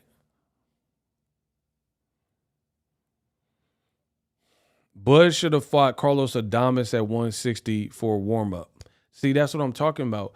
I swear, hand over heart, I would have respected this if Bud did that. If he fought you a Adames, a Janabek, fought Hamza Shiraz at 68, Berlanga at 68, fought, Andrade, Diego Pacheco at 68, I would respect it. Nobody is special like Roy Jones Jr. today to be jumping weight classes. That's a great one. But like, does anybody put Bud? Hold on. Shout out to Jesse Carl. He got me on the right train of thought. Does anybody think Bud is nicer than Roy Jones Jr. in his prime? I need to see where y'all at. Does anybody feel that Bud Crawford is superior to a prime Roy Jones Jr.?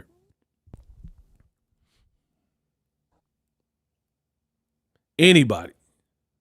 I need to see who I'm dealing with right now. No, heck no, no way. Prime Jones was okay. All right. I'm about to see. I don't know how Bud buddied y'all are, how Bud buddied out y'all are. Roy was from 88 to about 2003. Roy was invincible almost. Those years, Bud ain't done that, bro. And see, that's the thing. Roy was doing it to James Toney. Bro, James Toney tried to mimic Roy. Roy was like, and then James Toney said like that, and Roy, bro, Bud ain't did that. Bud ain't fought nobody like no James Toney and was playing with him in the fight, playing with him. And then when they tried to mirror and emulate, mimic what he was doing, hooked off on him. My boy Roy Jones, didn't I just say that? There's a taste sometimes. Bro, the boy Roy was like, and then right when James Toney said, Roy said, Bro, we ain't never seen Bud do that. Stop it. Bud has great, very solid performances. He a I give him all that. But he didn't do no, I wasn't grabbing the rope, Jim. Our chicken fight. He ain't did that. He ain't did that, Pensacola, baby. I wasn't grabbing the rope, Jim. Our chicken fight. He not getting up, Jim. I didn't want to have to go back to the old RJ. I would have killed that boy by mistake. Bro, he ain't killed that boy by mistake. I promise you. Bro, he didn't kill Arrow by mistake. He beat Arrow. He beat him good, but he didn't kill that boy by mistake. Body head. He didn't stop Virgil here with a body shot. Y'all must have forgot. Bro, he ain't do all that. He ain't do. Roy's one of my favorite fighters of all time. Y'all know that. He don't do that. Don't do that. He ain't did that dynamic stuff. To be honest, this is my personal opinion. Bud is talented. He ain't Gervonta Davis's most crucial knockout Wilder's most crucial knockout, Bud doesn't have no knockouts that trump that. Tell me I'm lying. Didn't I just say that? Can't be tut, can't be rock. When will you? Tell me when you look at Tank's craziest knockouts, Bud got that. Like, Tank got Frank Martin and Leo Santa Cruz. Bud don't got two knockouts that killed that. He got some good ones, but he don't have them Tank. Bro, Leo was like, and then Tank got hit with the first one. Tank, he kind of deflected the second one, and then he slipped to the other one and said, and then yapped him with an uppie, and Leo looked dead. Like, bro, I was really concerned with Leo Santa Cruz. Hell, Leo ain't really even been fighting like that ever since the Tank fight. He probably got one fight since that. The man Tank changed his trajectory. Rolly Romero one was crazy too. And to be honest, Ryan fight would have been, in my opinion, if Ryan didn't quit and got back up, the Ryan one was about to get real ugly. That's my opinion, though. That's my opinion. The Ryan Garcia one was about to get ugly if he would have stood back up. Because if a dude hits you to the body, you can't even barely breathe. You had like, how do I breathe with no air? You're going to be on your Chris Brown. How do I breathe with no air? So you're not going to be able to withstand all that. It's coming back. You're going to be ouch. You finna be all that, bro. Ryan knew he better stay on that knee like Colin Kaepernick. That's what I'm saying. So there's levels. Y'all act like some of these people, like you've never seen this before. Bro, I promise you, I've never seen people really do what Roy was doing. I'm boxing to the core. What Roy was doing, I ain't never seen that. Bud is great, but not Roy great. Not prime Roy great. Bro, when Roy was mad and fought Montel Griffin, when he fought Montel Griffin in the rematch, the man leaped from like 3 feet out and hit him with a hoopercut. That's what I call it. It's like a hook and an uppercut. I don't know what punch it was. It looked crazy. And his head rocked back like that. And my boy Montel Griffin was like, his head was on his chest. Like, no, we never seen Bud do that, bro. The closest is like somebody weak, like David Avocado or something. Bro, that was an important, because he got disqualified in the first, so he had to win. And Montel Griffin was like, bro, come on, bro. Like the amount of pain that Virgil Hill was in, that's an Olympian. Y'all don't know boxing. See, I'm really boxing. The amount of pain that Virgil Hill was in, that was such a beautiful peach of a body shot by Roy. Roy said, stop Virgil Hill with a body shot. Y'all must have forgot. No, bro. That man rolling around. Bud ain't did all that. Arrow wasn't rolling around on the ground like that. He was complaining to the ref. It was a rightful stoppage. Cool, I give you that. But come on, it wasn't Roy level. Ward versus Roy, I don't know. That's a tough one.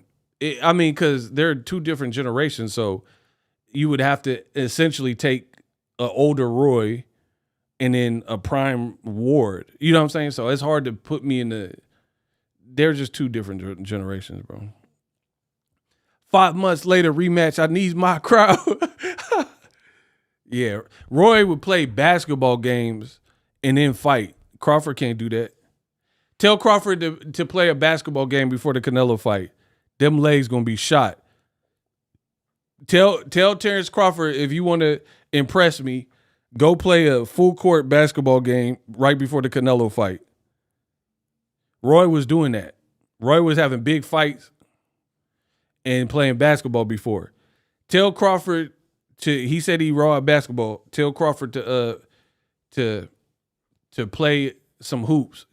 Crawford 2K before the Canelo fight. We gonna see. The Bud buddies will probably say Bud will KO Roy. They're deluded. Bro, I told you, I be controlling their emotions.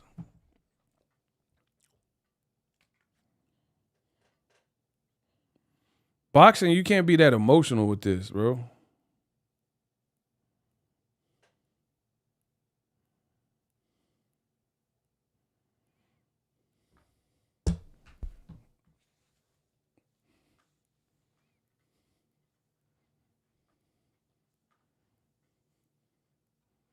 Blade, what's up?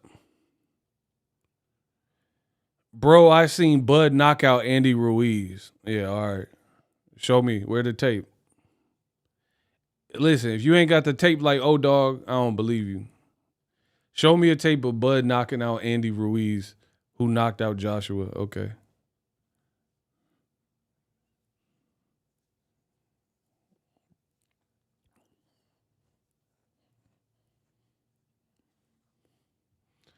And listen, the more you guys say these stories about Bud, then that means you kind of a weight bully.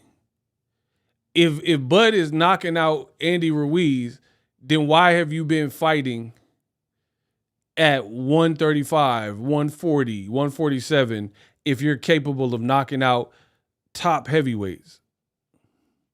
Please let me know. Why on earth are you even fighting in the division? See, you guys make it by lying. You guys make it worse on yourself and make it look dumber. If you're knocking out Andy Ruiz as you lied and claimed, then you shouldn't even be fighting at welterweight, bro. The Crawford fans like, oh, Crawford knocks out Canelo in 2 rounds. Why were you fighting at welterweight then, bro? When Benavidez is at 68 and Morrell was at 68, you should have been fighting them if you're going to knock out Canelo in 1-2 rounds, who's never been knocked out. That's what I'm saying. That's why I can't trust y'all boxing that be saying all this stupid stuff.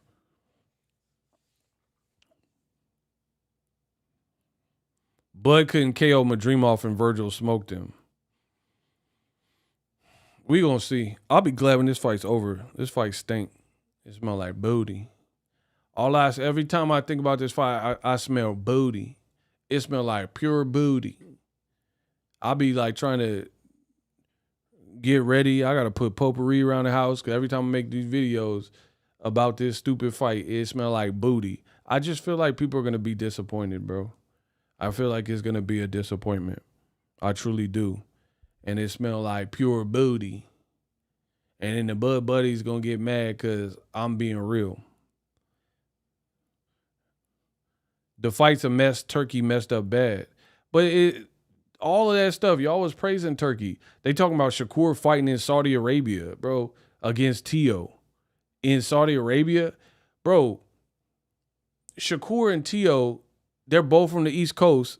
Why in Saudi? Like, I get it for, like, Saudi's own, like, politics, but that's not helping boxing. I'm just being real. That don't help boxing. Because it just mute American stars by displacing them out of America. How does that help boxing? Please let me know how Shakur versus Tio in Saudi Arabia, how it would help the sport of boxing. Every other generation before, if you could make it in America, you could make it anywhere. Conor McGregor, he didn't stay in Ireland. He came out here for combat sports to become what he's become. He wouldn't have made that money he made staying in Ireland. I'm not you thinking, who is that? You shut your fucking mouth, mate. You'll do nothing. Like, Conor McGregor wouldn't have made that out there. He wouldn't have been able to talk like that out there. Shut your fucking mouth, mate. Nobody would have cared like that. You put Shakur and Tio in Saudi. Enjoy.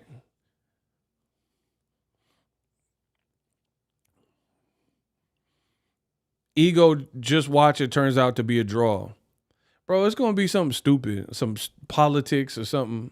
Canelo Crawford politics, like wonky scorecards. I think people are going to be disappointed with the fight. You guys are coming in with all these crazy knockout prophecies and like, oh man, it's going to be the fight of the century in Galaxy. And then Canelo Crawford, in my opinion, will disappoint. Katie Taylor has the worst Irish accent. I don't even know what she be saying. They need not even interview her.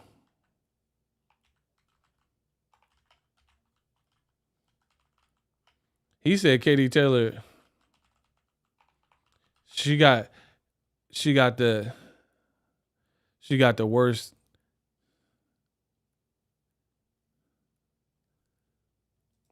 Katie Taylor, like, it's not. They need the words with the bouncy ball. They be like, "Hey, you just beat Amanda Serrano in the trilogy. How do you feel, Katie Taylor?" You know, I was wondering. I was walking my dogs and locking them. It was good and rounds and couple rounds and what? Like Katie Taylor, she be like yodeling. She sound like Alanis Morissette. And one in my pocket, the other's flicking a cigarette. Bro. I got one hand in my pocket, the other's flicking a. She be like, I was walking, I was wondering, Amanda Serrano, it's just a strong light. One, and I'm blind, but I'm not broken.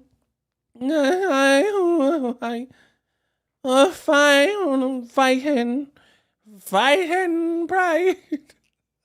I got one hand in my pocket, the other flicking up. Bro, she sound like straight up Alanis Morissette in her prime. Dead homies.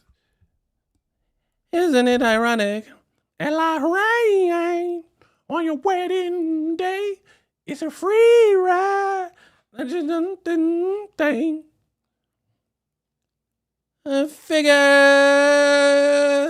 life is a funny way of sneaking up on you and you think everything okay. Everything gonna bro, what? Bro, get Katie Taylor. Bro, do you speak to the translator? She sound like Alanis Morissette it out. It's over, bro. Netflix, you should have just cut the camera. I'm wise when I'm broken. I'm fighting. Or I'm when I'm watching. Yeah.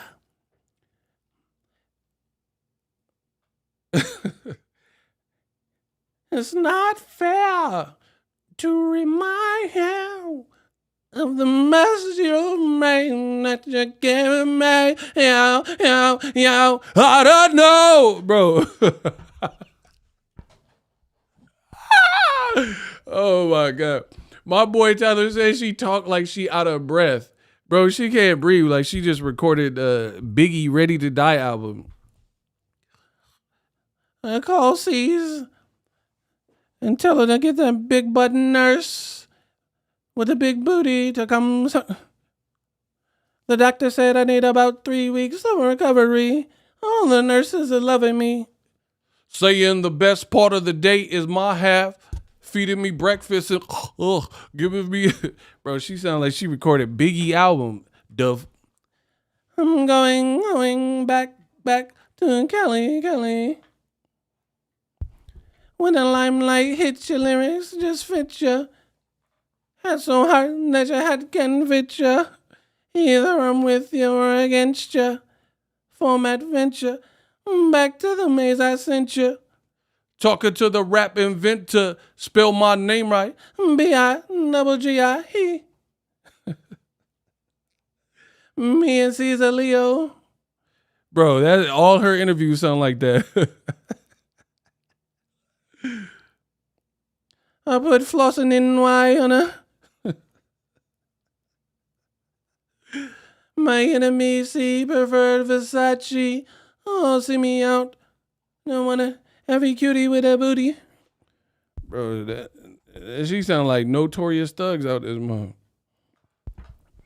Mandolins and violins. Yeah, she got to stop with them interviews. She got to retire, bro. Unless they can find her a translator on Dead Homies, though.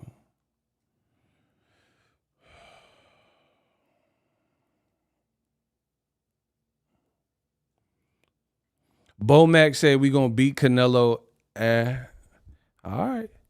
Bro, that was a horrible interview. All he was doing was cussing. He was getting his hair cut, the clippers in the background. He was like, me, I don't give a fuck. I don't care about that, man, F that. Ooh, Canelo. Bro, all Bo Mac was doing was cussing. Like, I don't have no problem with cussing, but like, bro, switch it up. Switch up the cadence. Like, you on Ring or whatever, you just cussing up a storm. Bo Mac Barber was using a chainsaw. Bud whole team talk like they fighting Canelo. That's what I never understood. I don't prefer that from teams. When the team talking like they the ones in there. Man, Bud go do this, Bud. Like, bro, you not fighting Canelo. You banking all this on Bud. Like, Bo Mac talking like he fighting Canelo. Bernie be talking like he finna fight. And they calling Boots a sellout. Man, stop. And here's the thing. How come when Bud spar whoever, nobody cared?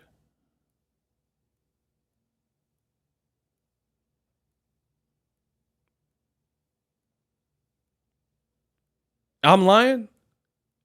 When Bud, no matter who Bud was sparring, nobody cared. Like, it's just, okay, Bud sparring whoever.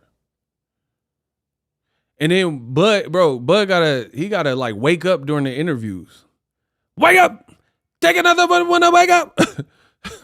Bro, he gotta wake up because when Bud do the interviews, he sound like he just woke up from an eternal nap. And like, you wonder why you haven't been a cash cow pay-per-view person. They be like, oh, what do you think about him sparring Boots? Man, like I said, I mean, I'm the best fighter in the world, so that's good. That's good. You need to fight somebody. Bro, Bud energy be on like -6. You can't hate the media that much, bro. He got no energy for the question. You running up mountains, we see you. That man running up mountains in Colorado and then get on the interview and he done drained his energy. He ain't got no energy to hype up the fight. So Canelo's a bigger, stronger. Yeah, that's good. Yeah. Yeah, I think Canelo. He need to be now. Me. What? Bud, why you doing this? You done burn all your energy on that track. Wake up, Bud. Bud, wake up. He done spent all the energy in training trying to prove the doubters wrong. You ain't got no energy for this interview. See, listen, as time goes on, we now see Floyd Mayweather is goated.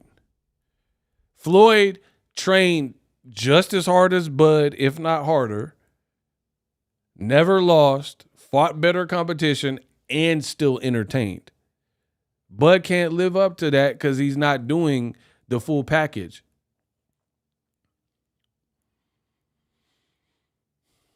Floyd gave you the discipline. I mean, the discipline you run at 3 a.m. That goes without saying. Floyd had the discipline, but he also had the gift of gab. Like, he's entertaining you and hyping up the fight. Shane Mosley looked like Avatar. Bro, you don't remember that? When he was like, Shane Mosley, why you got that suit on? You look like Avatar. Bud ain't doing that. Bud, the ninja, got the charisma of a boiled egg. Yeah, if you want to spar Boots, you can spar Boots. Man, Floyd had me hyped for the fights. Bud's a great fighter. He has action fights, but his interviews, like, I don't even watch him anymore because he don't even really say nothing. It's just like, you get more amped up interviews from his team than you do from him. Floyd set the blueprint. Bud failed to use it because Bud is a contrarian. Bud wants to be different. Bud go against all the grain, whatever the grain is. Like, you know how they tell you to cut the steak with the grain of steak and it'll be less tender? Bud will cut it and not go against the grain, be like, man, I'm going to eat it like this. It tastes just fine like this. All right, bro.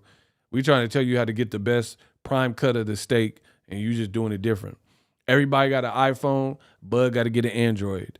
Everybody got Timberlands on. Timberland has been the gold standard for nigga boots since the beginning. Nigga want some boots, you get some Timberlands. Bud mess around, get the Birdman lugs or something. Come on, Bud. They can't be that different in Omaha. Timberland is the gold standard of like steel toe workman boots. And you gonna get them, what happened to that boy? What happened to that boy? You gonna get them Birdman lugs? Come on, bro. Yeah, Bud, I think he just think like he thinking post Bud's clothing line outfit. Business brain try to start stuff. Business brain wanna be starting something, got to be something. Wanna be starting something, but the gate that is. Bro, that man wanna be starting something. Why he say post Buzz? He said post Buzz clothing line.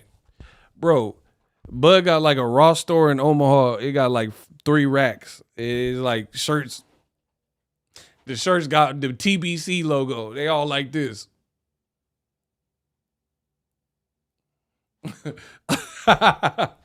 Bro, he got South Pole clothes and then changed the tag or something.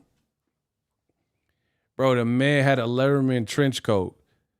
If you don't get your tail on the Wire TV show right now with that Letterman trench coat, bro, a Letterman, I'd never seen that before. You know, like when Michael Jackson in Thriller, he had that Letterman jacket. Bud had a Letterman like that, but it was down to his like ankles. It was like a trench coat. And he had his hand, bro, you look like Shaft in high school with a Letterman trench coat. Bro, you look like Shaft's high school pictures. I ain't never seen that. Hopefully Netflix don't crash on Fight Night. Yeah, that could be a problem. He hired a 5-year-old seamstress. Y'all tripping, bro. Business brain out here.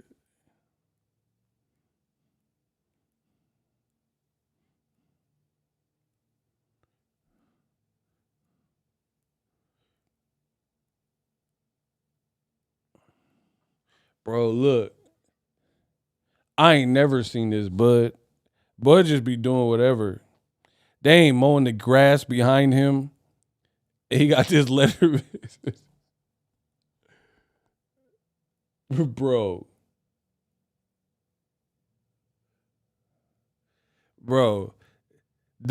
Omaha, y'all living different out there. The grass is all dead in the back. It's just a bunch of weeds. They not mowing the grass.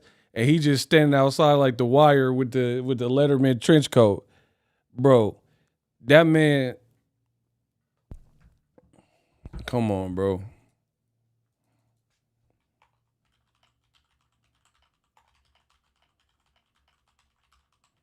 Come on, bro. That was some crazy drip.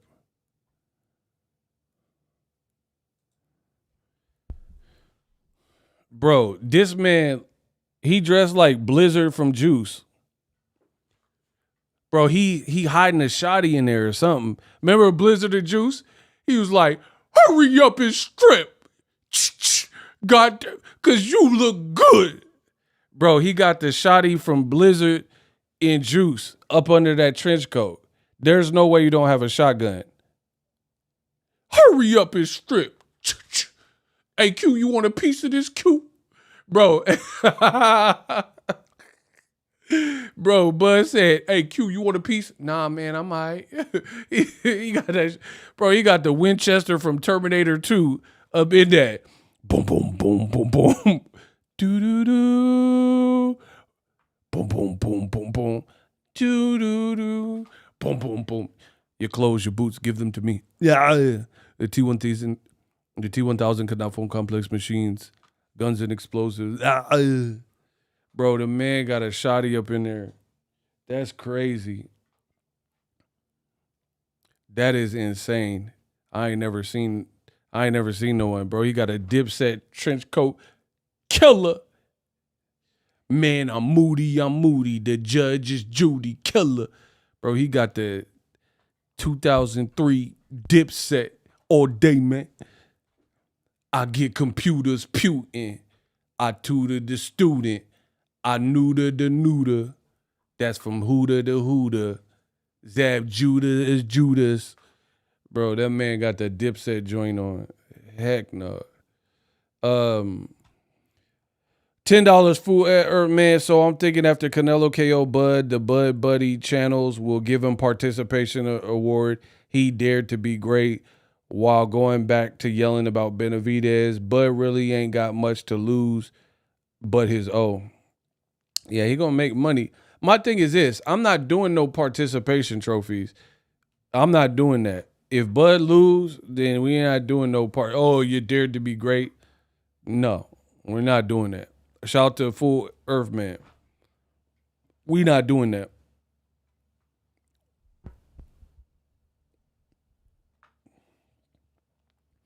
That's the Omaha Wesley Snipes special. Is crazy.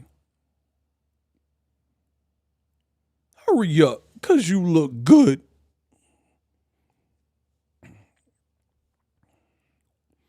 Bro, Bud is a 2 roasting session in the Bay. Man. He said 2 hour. Yeah, the Bud Buddies better hope he do everything y'all saying he doing. Somebody said Shaq let this ninja borrow that trench coat. I'm done, bro. That look crazy.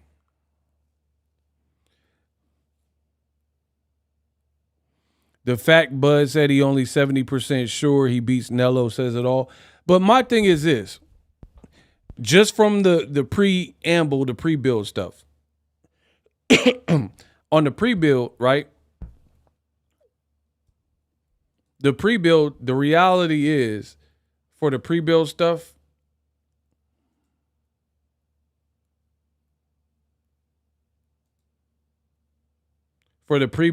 right? Canelo is, him and his team are acting more professional and smooth like they've been in this position before. You see what I'm saying? Canelo not talking about who Bud's sparring. He not gossiping. He don't care. I'm not even really seeing him do too many interviews. Bud whole team doing interviews and live streams about the boot sparring. Who cares? Bud's doing send-offs for Nebraska. Canelo ain't doing all that. He not doing none of this. Canelo's just been kind of quiet. Actually, to be honest, I like that for Canelo. This is a crucial fight for you. You don't want to lose, obviously, to somebody smaller. And Canelo kind of quiet.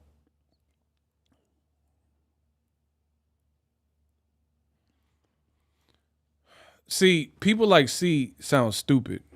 Canelo didn't stop Munguia, Berlanga, or Skull, but all of a sudden he's stopping Bud. Bro, what do those 3 fighters have to do with Bud Crawford? Those other 3 fighters weren't moving up 2 weight classes in one fell swoop. So your comment just sounds stupid because you're acting like there's any relation to these 3 people. That's like saying, oh, Deontay Wilder didn't stop Tyson Fury, so how he's not going to stop Kieron Davis. Bro, what are you talking about? Like, these are different people, different weight classes. If Kieron Davis moved up to heavyweight, or, oh, Wilder didn't stop Tyson Fury, so how's he going to stop Murat Gassiev or something? Like, bro, all different people. And then Murat Gassiev would have been moving up. It's like Tyson Fury's 6'9", established as a heavyweight.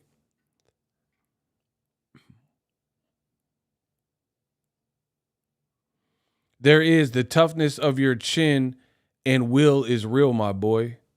Bro, you sound stupid. The more you comment, the dumber you sound. The will has nothing to do with your chin. That's how I know you don't know boxing. Amir Khan has crazy heart, but his chin ain't up to par with his heart. So you sound dumb. The more you speak, the dumber you sound to real boxing heads. None of us in this room can say that Amir Khan don't got heart and cojones as a fighter. But his chin and his will and his heart and his willingness to continue are two different things. The man said, oh man, you got the will of the chin, the will in the chin, my boy. He thought he was cooking. There's a lot of fighters that have the will to continue, but they don't have the chin to continue. I didn't say they were the same. I said they both matter. No, they don't. If Amir Khan got crazy will, but he don't got crazy chin, then none of that will stuff matters.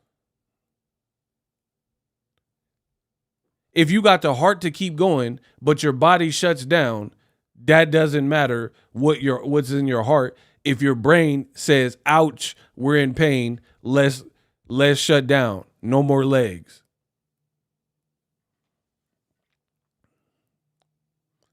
So Crawford got a crazy chin? That's what you're saying? Now see, bro, like I told y'all, the more he talks, the dumber he looks. Now he's saying Crawford got a crazy chin. Who even clipped him? Who clipped him that was a major puncher? Arrow didn't really get no shots off on him like that. Arrow got dropped in the second round. So who knows what was going on with Errol Spence. See, remember I predicted this. Yeah, okay, I'll be back in your chat after the fight. What does that have to do with the question that we're answering? This is what they always do. Yeah, I'll come back after the fight. So you just running away then. See? I told you this is what they do. When they get log jammed and backed against the corner and they don't know what to say, they'll be like, oh man, I'll see you after the fight. And I'll tell you this, from doing this over 15 years, this is what these dudes do. If Canelo wins, they will never come back. Point blank, period. If Canelo wins, they'll disappear, change their screen names, or try to blend in. They're not going to come back talking trash. If Crawford were to win, then they'll come back like, yeah, see, I told you. It's the oldest trick in the book, bro.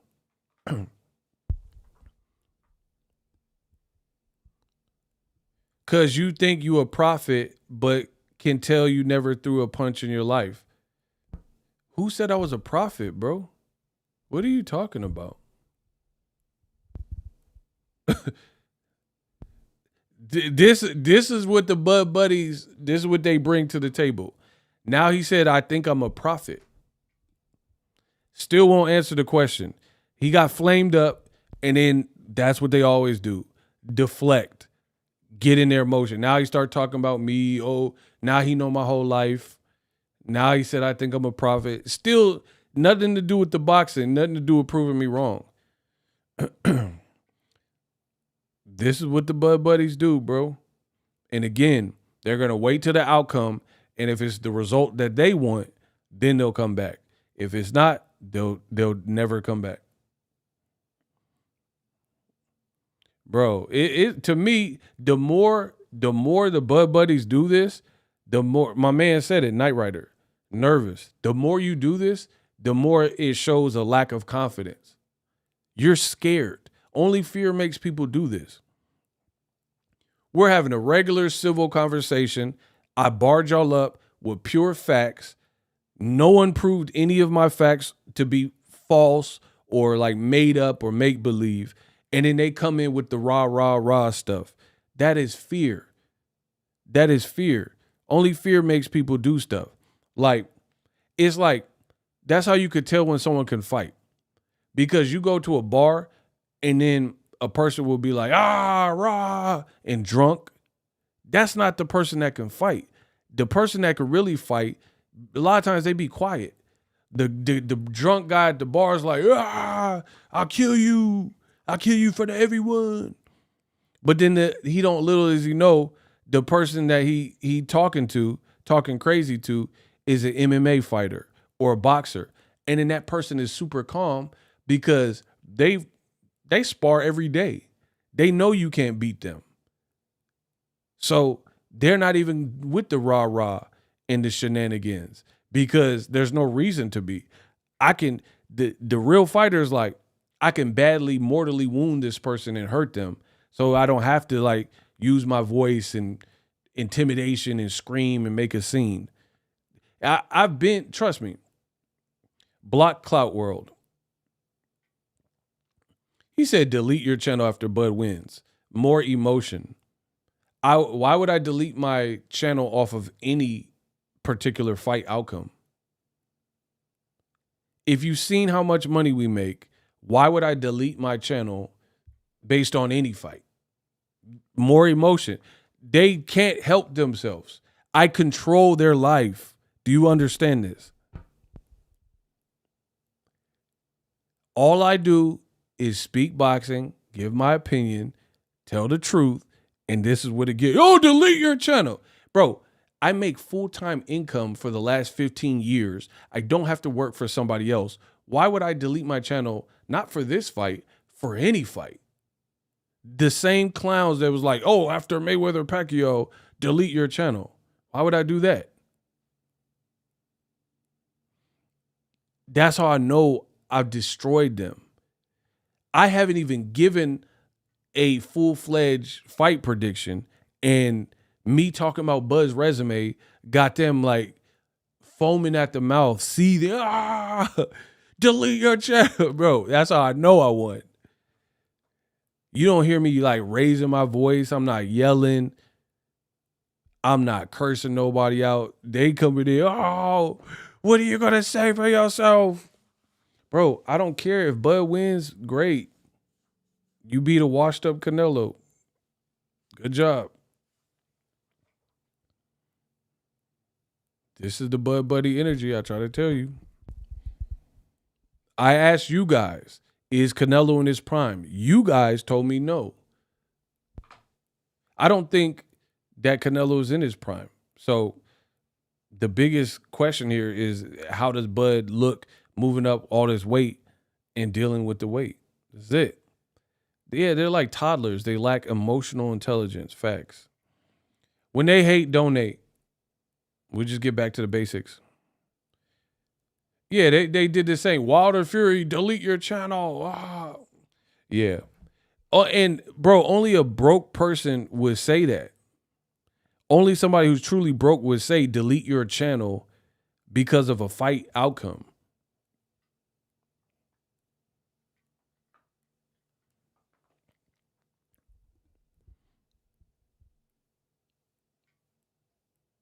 See how stupid that sounds? Like, it's just dumb. Max Kellerman said that Tom Brady would never get another Super Bowl ring on First Take, on ESPN First Take, right? That same year, Tom Brady got a Super Bowl ring, another Super Bowl ring. They didn't tell Max Kellerman, oh, fill out your resignation, delete your job application, and all this stupid stuff. So why would you even dare say that to me? Max Kellerman was way off. I ain't been way off. He was way off. He said Tom Brady won't get another ring. The same exact year, Tom Brady got a ring. Skip Bayless, all these they been super wrong. They didn't say delete Undisputed, delete your TV show. Stephen A. Smith deleted. But I'm supposed to delete my channel off of an outcome. Yeah, that's not happening. Max super trash. Max the best white rapper alive. Yeah, right.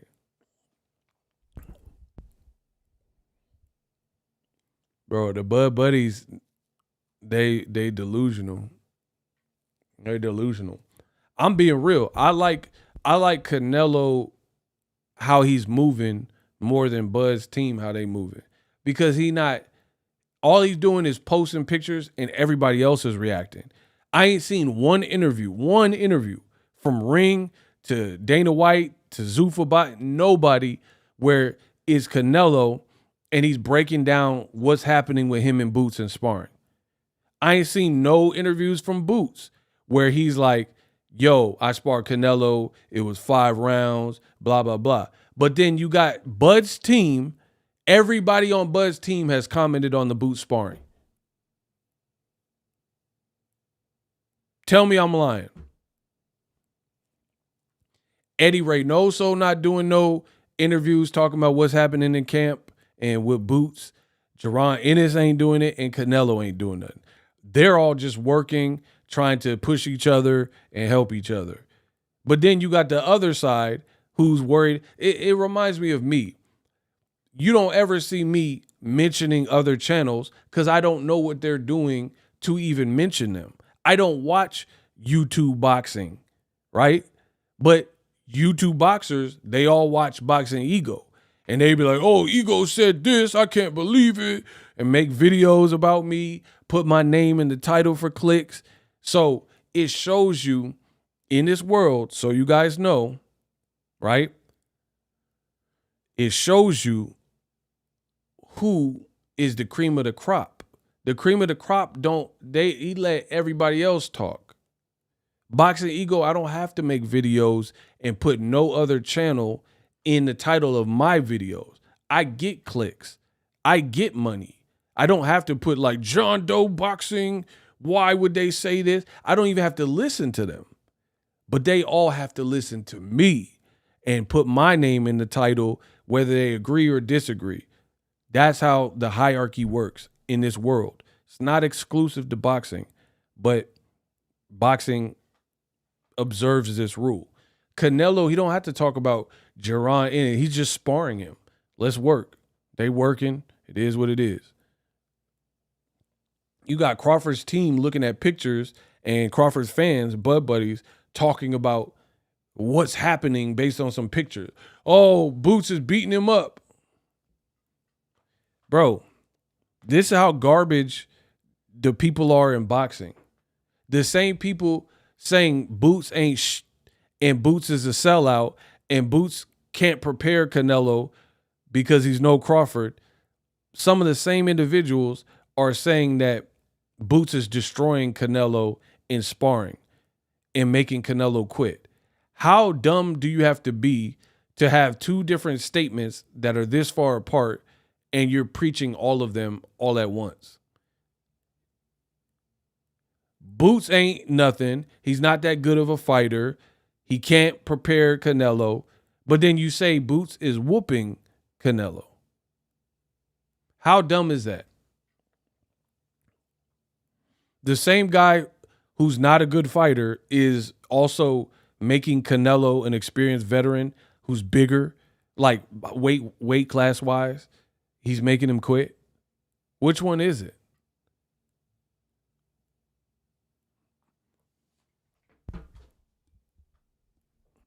Dude who spread the rumor about Boots being beating up Nello edited the picture himself. That's what I'm saying. I know. I do Photoshop. I know how this stuff goes. I seen the original picture, and then I seen the other one. They zoomed in, and then they increased the contrast and saturation to make his face look like it was more red. Canelo's like white. He like damn near white skin. He's very fair skinned and pale pigmented, right? So I'm sure Canelo kind of mark up easy, to be honest, because he has that damn near translucent, like very light skin. He's fair skinned. People say he look Irish. So his face might be red after he spar, to be honest. But then when you take that and put it in the Photoshop and then start enhancing it and putting filters on, I mean, come on, bro. It's the oldest trick in the book. And then apparently somebody told me the person who spread this is a 15-year-old. So you got grown men who are saying like Boots is destroying him, and they going off the word of a 15-year-old person on Twitch. It shows you where the game's at. And then again, the people who are saying this, no one can confirm who's saying it. They can't provide video. They don't have, like, remember when Conor McGregor was saying he was beating up on Paulie?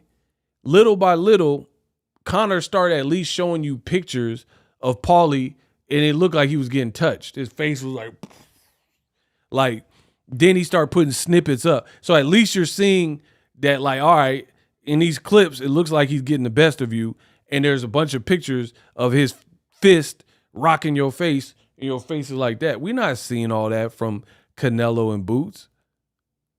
We haven't really seen nothing. So to me, it's all speculation unless you can prove otherwise. That's why I said it looks like fear. Canelo looks like he's getting some good sparring. They said he's sparring with Jaron, Ennis, and Yoel Hernandez. And I guess Hernandez is a switch hitter too.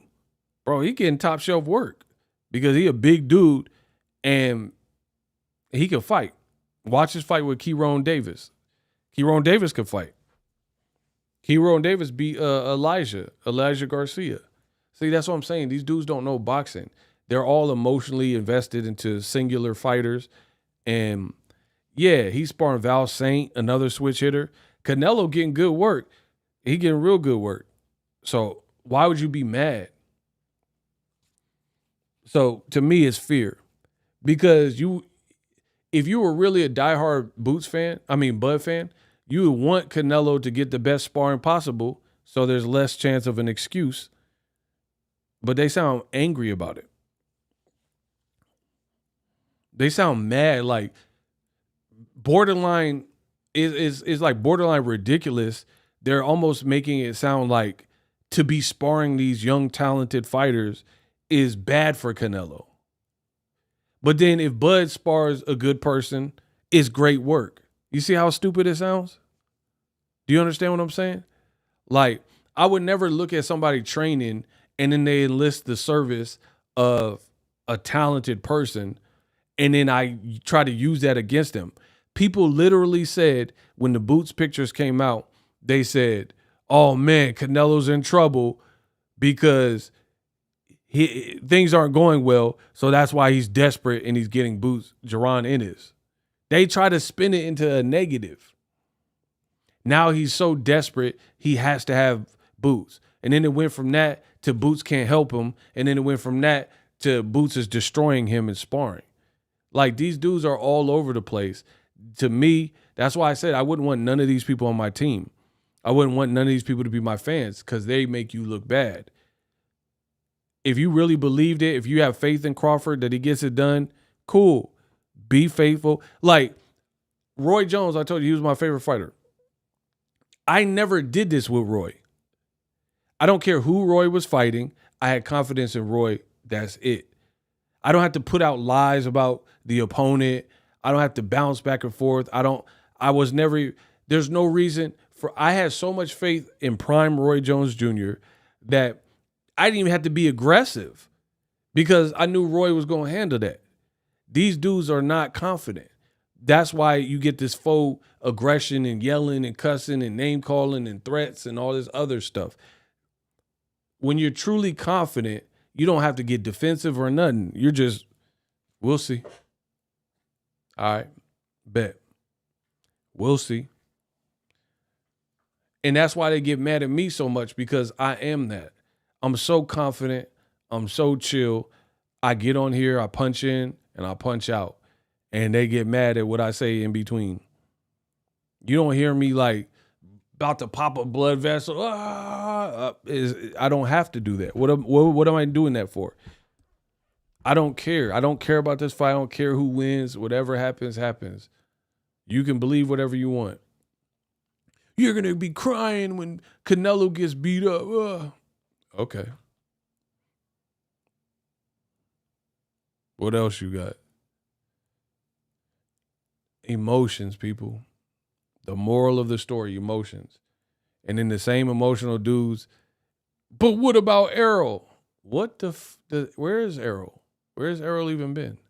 What does Errol have to do with this fight? That's why I never understood. That's what I'm saying. That's what a lot of y'all don't know boxing. Y'all talking about Errol. What does Canelo have to do with Errol? Different fighter, different life, different everything. And they still talking about Errol. But you said this with Errol. But Errol. What is Errol? Please, somebody let me know right now or forever hold your peace. What does Errol Spence Jr. have to do with this upcoming fight? These people are highly insecure, and I'm exposing it. What does Canelo have to do with Errol Spence?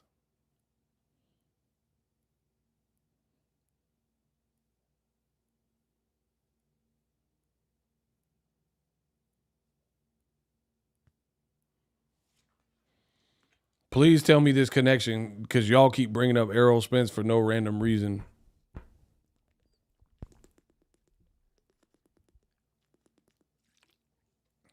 So anytime I hear talk like that, I already know what time it is.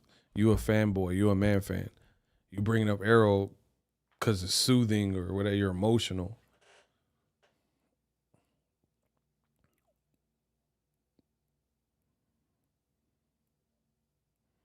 That's like a record recording engineer, and they got right now in the studio, they got Britney Spears. She can't really sing. They got Britney Spears and J-Lo. She can't really sing, right? And you're an engineer in a recording studio, and you're trying to get through this song with Britney Spears and J-Lo, two people who can't really sing, and you're like, but Whitney Houston. But what about Whitney? What does Whitney Houston have to do with Britney Spears and J-Lo? You see how stupid that sounds? Like, please tell me the correlation. You're in the studio with Britney Spears and J-Lo trying to build a song. So despite whatever happened, good or bad, with Whitney Houston, completely different talent, completely different voice, completely different everything. It's the same thing for Errol Spence. You guys keep talking about Errol Spence to somehow hype up Canelo Crawford. Different weight classes, different fighters, different fighter history, car accident, detached retina, different style. Like, there's virtually nothing in common. They don't have the same skin color. They're not the same age. It's not the same weight class. They don't have the same history. They don't fight nothing alike. They don't have the same chin. They don't have the same resume. Like, what are we talking about? And they're like, but Errol. Errol what? It's like autism or something. It's like you know, some people who are autistic, they hyper focus, and they'll hyper focus on like math or painting. That's how some of you guys do. I don't know if it's autism like going on in boxing, but they hyper focus on like, but Errol, what about Wilder? Like Rain Man or something. You hear Wilder, so no matter what happens, you guys, you said this with Wilder and Errol. It's like that's all the focus is. The Wilder losing to Fury was like years ago. Errol Spence losing to Crawford years ago. This man said Budism. That's what we calling it. Knight Rider, my guy. Cha-ching. These fans suffer from Budism. That's the new ism. That we stamping that. So if you hear, this is straight Budism. They hyper focus on, but Errol, what about Errol, bro? They Budistic. These dudes are Budistic. That's what it is.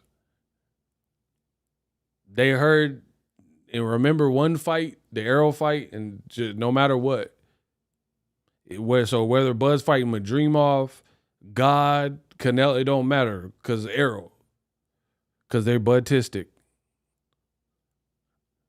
They Budistic, and they suffer from Budism.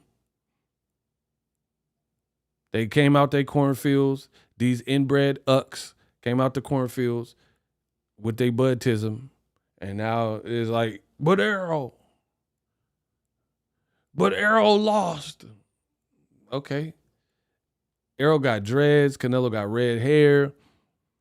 Errol's first language is English.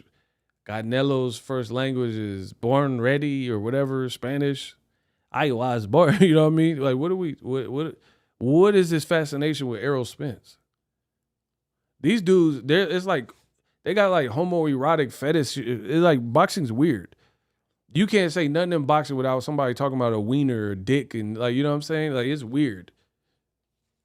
They be like, but you, Errol's nipples. Huh? Errol nipples? Like, where'd that come from? Oh, yeah, you're right. You sucking that. You on that net.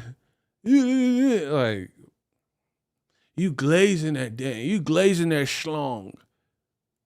Huh?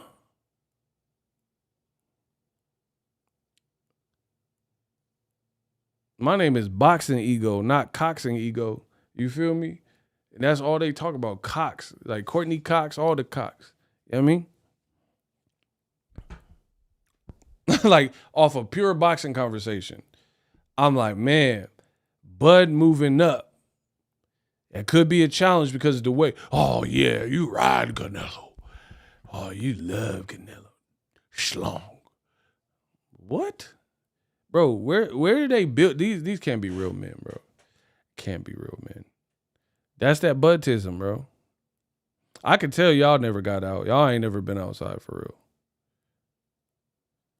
Yeah, like the British fans, they was like all sensual with AJ taking his shirt off. Oh, yeah, mate, you're slagging him, mate. AJ, he's an absolute unit, mate. He's a unit.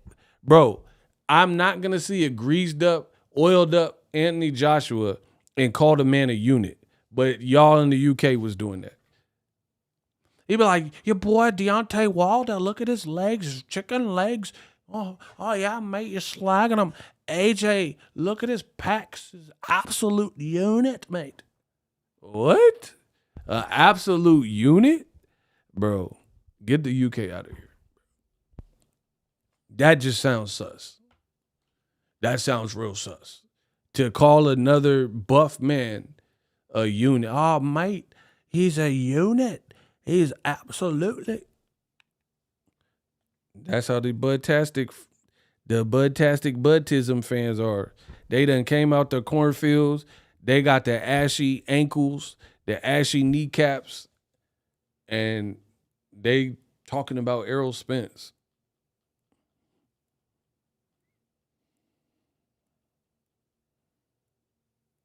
Even though Bud ain't fighting Errol Spence. He fighting Canelo. Very weird behavior, might I say.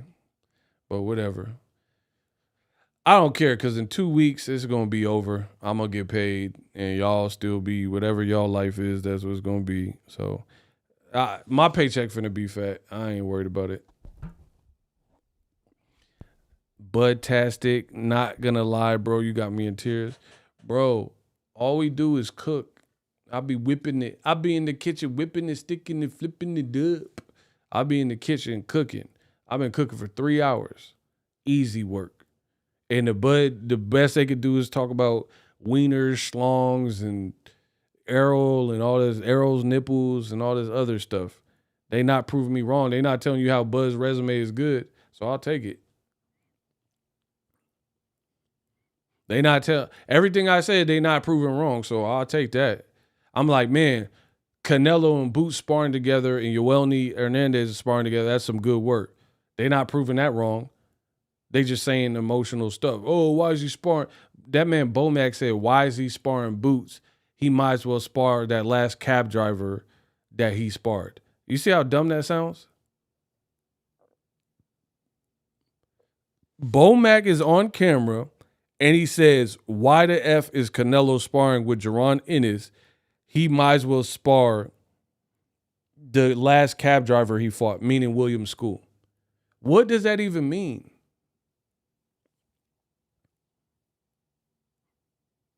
Why would you even say that? Why would you even be pressed about who he's sparring?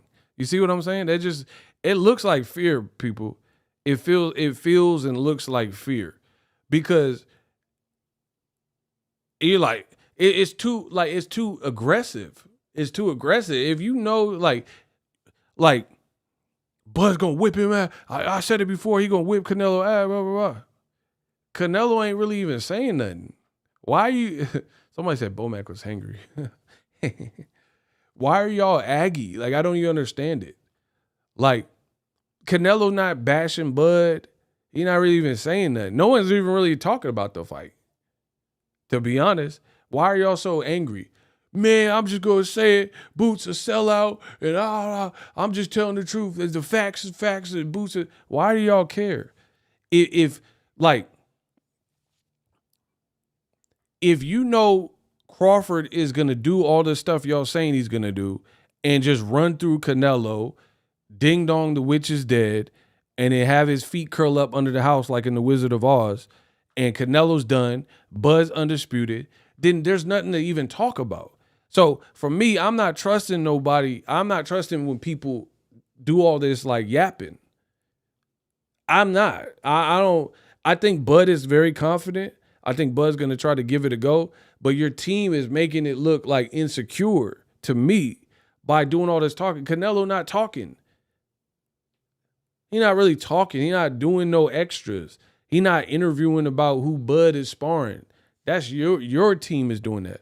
So Canelo experience, he definitely got that on Bud because you could tell he's been here before. You could tell the way he's acting, the way his team's acting, they're like, it's another rodeo. We had one with Cotto, with Kovalev, with Triple G, with Mayweather. Bomac got the party-sized bag of chips. Facts.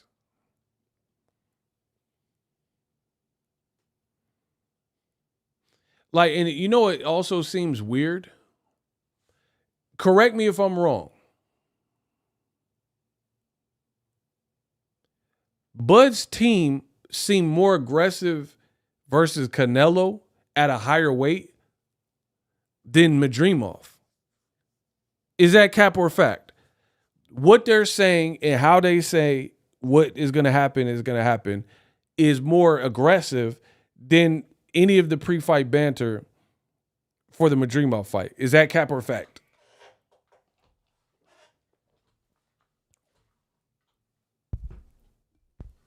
Cap or fact?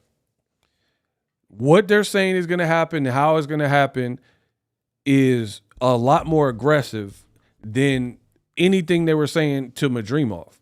So my question is this. Is Madrimov in your eyes better than Canelo at a higher weight? Block Danny Boy.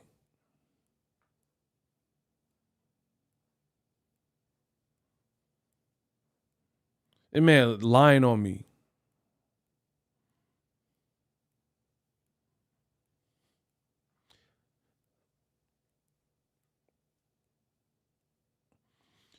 Everyone send Ego Cash App because he keeps it real with us in the boxing real news. I mean, yeah, the Cash App lines are always open. Bro, Bud's team seemed more aggressive and like agitated for a bigger Canelo than they were for moving up to fight Madrimov. So what does that mean? Do you respect Madrimov more? You train harder for Canelo? What are we talking about? Bud is gonna smash Canelo paws. This is the Bud Buddy. This is the Bud Buddy type of stuff. You're not saying that, like, you're not breaking down that. You're just saying he's gonna smash him. That's cool. But like, you're not telling us where you're coming from. You have a good point there. I know. But that's what I'm saying. Like, so that's why it seems a little bit forced. Because you moved up from 47 to 54. You weren't talking about who Madrimov was sparring, how big he looked. You didn't seem as agitated and aggravated. You weren't going on stage and pushing Madrimov. So Canelo, kind of a chill dude. Why are you doing that for him? Are you like trying? Is this a means to hype yourself up, or what? Like it just seems different. It seemed different. It seemed different. But Canelo, like Bud got in Canelo's face. Canelo pushed him back, and then Bud's like, yelling. Buzz talking like spicy at the press. Why you didn't do this with Madrimov? So either you train different for this fight, or you perceive Madrimov was a tougher out at 54 than Canelo at 60. It's something, because the energy is definitely different. But that's what I'm saying. Bud just said yesterday at his send-off, he said he not doing nothing different for this camp. It's just like any of his other camps. So something is not adding up. You didn't train different for this camp, but you're acting different. So the bottom line is we're trying to figure out what's causing that. That's all I'm saying. What's causing your energy in your last two fights to be from what it was with Madrimov? Like, you faced off Madrimov, you're not getting his face laughing, you weren't talking spicy to him, you're just saying regular stuff. Like, are you jealous of Canelo? And then, like, he makes you feel a type of way, and you mad, or you trying to hype yourself? Something's going on there. Some people are going to say nerves. I don't know. Whatever it is, it's different. You didn't do none of this with Madrimov. So for me, that's what I'm saying. Canelo's energy is pretty even. If he was fighting Munguia, Berlanga, or Canelo, he didn't really start nothing with none of them. He was a little bit more turned up with Berlanga, but that's because Berlanga was talking trash. Like, Canelo's like, he's a real professional dude. He's like a consummate professional. If you don't push Canelo or like talk crazy to him, he don't really do nothing. You can get under his skin a little bit like Billy Joe Saunders and Berlanga and Crawford a little bit, but that's it. Then other than that, he's like chilling. Somebody said roid rage.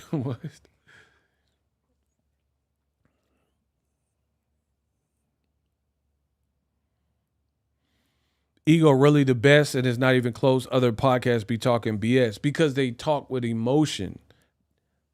They all my sons, bro, and they talk with emotion. I don't talk with emotion. Nothing I'm saying is from an emotional palette. Even when people say, oh, what are you going to say? I'm coming back after the fight. You're going to close your channel. Yeah, we'll see. Listen, I'll bet any type of money that my channel is not closed after this fight. They talking stupid. Only people who are broke talk like this. Close your channel after the fight. I don't want to say my salary because that's not my speed. But if you know how much money I'm making, I'm not closing my channel for no fight. Put it that way. That's just stupid. Close my income because whatever you think Bud is doing to Canelo, that makes sense to y'all. But that's how I'm proving to you these dudes are emotional. I have a business I've been working on for 15 years plus, right? Enhance my skill.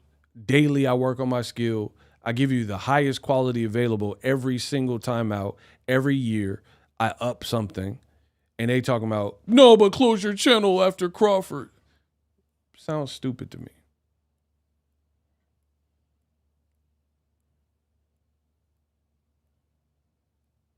But anyway, but it's just his energy seemed different. You didn't do none of this with Madrimov at all. You weren't calling Madrimov name. Like, Bomac literally sat while he was getting his haircut.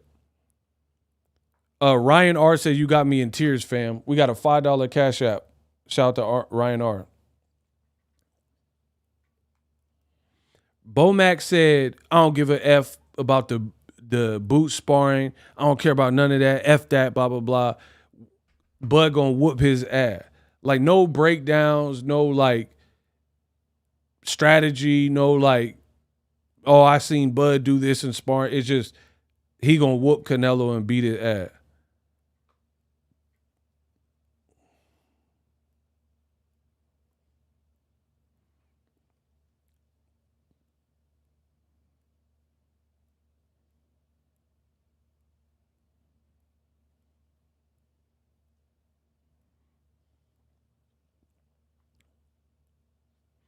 Dudes moving with too much estrogen. That's why I'll be glad when we get past this fight, because we get back to regular boxing. I make regular videos about other fights. Yeah, the Budtastics, they offer the snack pack too. They act like they off snack. Whatever Victor Conti got, they off the snack too. Cause they like on one. That's what I'm saying. Y'all better hope everything y'all said about Bud prevailing happens exactly how you're saying. Because if it doesn't, do not switch up and say, oh, he dared to be great. It needs to happen exactly like y'all saying. Can we agree? Can we agree all this like first round knockout and Canelo getting dog walked and Canelo's slow feet, if it does not play out like that, what you guys are saying, do you guys are not going to now switch to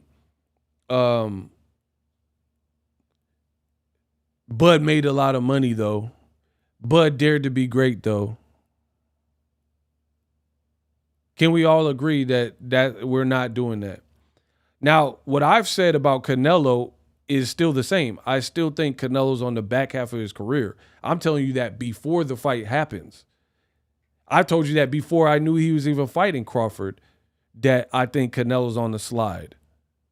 But the only intriguing thing here is that Canelo happens to be bigger and established bigger than that. Than Bud.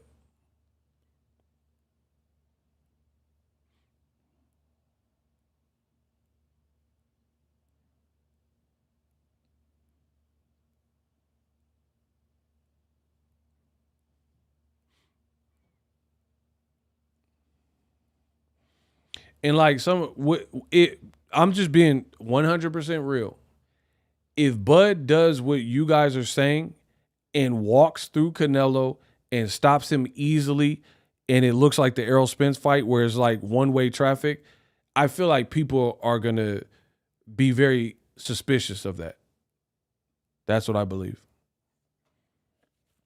If that were to happen like that, like if this looks like Errol Spence part 2 and is non-competitive and then Bud just snacked up and sacked Canelo up and there was like Canelo looked like a version we had never seen and just got dog walked and destroyed, I feel like people would like, okay, that's very suspicious.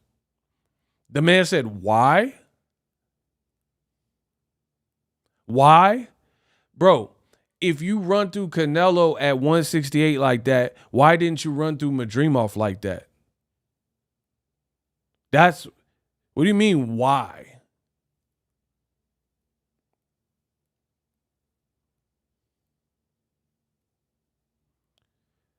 Okay, if you devastatingly, like just easily, like Canelo's never been stopped, never been dropped. And you couple that with the fact of like the Madrimov fight, how tough that looked. What was the super difference maker where now you just walking through 168-pound undisputed champions, like you guys are saying, and getting first round knockouts and all that stuff y'all are saying? That's why I said it looks suspicious. Because it'd be like, where's this energy? Like, okay, if you had a kid, here's an example. If you had a kid and your kid was slow and then your kid didn't know how to like barely speak, they're 14 months. They could barely speak and string together a sentence. And then the next day they doing times tables, speaking fluent English, and all of a sudden speaking like complex sentence syntax and structure. You wouldn't find that weird? Like, bro, your kid went from 14 months, they're like,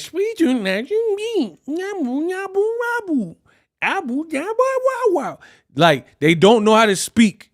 They stupid. The little dumb kid, right? So y'all get me turned up. Now I'm gonna get canceled for talking about these ugly ass kids. So hold on. You have a 14-month, and then one day they like and they don't know how to talk. Right? So the stupid little kid is 14 months, and the kid's like, They, you know how kids do. I don't know what noises. I'm just making noises. Speaking like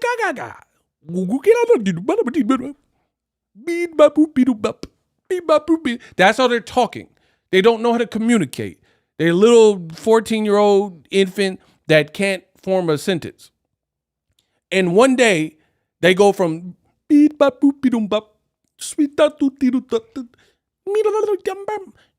talking like an alien. What happened? They went from that, and then the next day they're like, "Hello, Dad. Could you pass me a mug so I can get some hot chocolate? And I feel a little parched." Like, you'd be like, "What the hell? Like, how did you go from tweet she be coming around the mountain where she goes? She be coming around the mountain where she coming around the..." Then you went from that to all of a sudden speaking perfectly, and you asking me why? Your kid did not know how to form a sentence, and now your kid is a brainiac doing times tables in the course of a day. You would be like, what what happened? Like, what transpired where my kid was like, "Hey, Dad, we be coming around the mountain, she be coming around the mountain." Why'd you go from that to, like, in a short period of time, "I'm not feeling so well.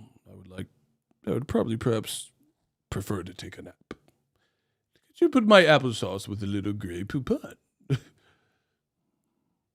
Anything less would be uncivilized." Bro, you'd be like, why is my kid talking like that? So that's what fans are going to do. They're going to be like, when Crawford fought Madrimov, he was like, "Shwee ba boom be doo bap, be ba boom be doo bap. She be coming around the mountain where she goes. She be coming around the mountain. She be..." Why'd you go from looking like she be coming around the mountain where she goes to to this, what you are now?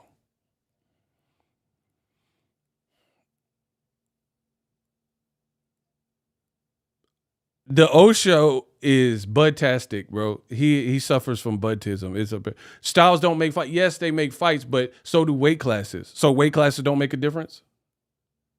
So the same argument you said, styles don't make fights. I said they do, but now answer my question. So now weight classes don't matter. You could just hop up whenever you want, and you inherently have all the same traits you had before.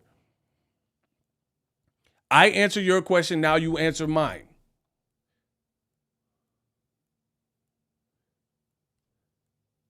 Styles generally do make a difference in boxing, but so do weight classes. So, Osho, do weight classes matter? Not anyone. What does that mean? Bro, you about to get kicked from the chat unless you answer my question. I'm going to break you down. Do weight classes matter? This man said not anyone, which makes no sense to any of us. Do weight classes matter?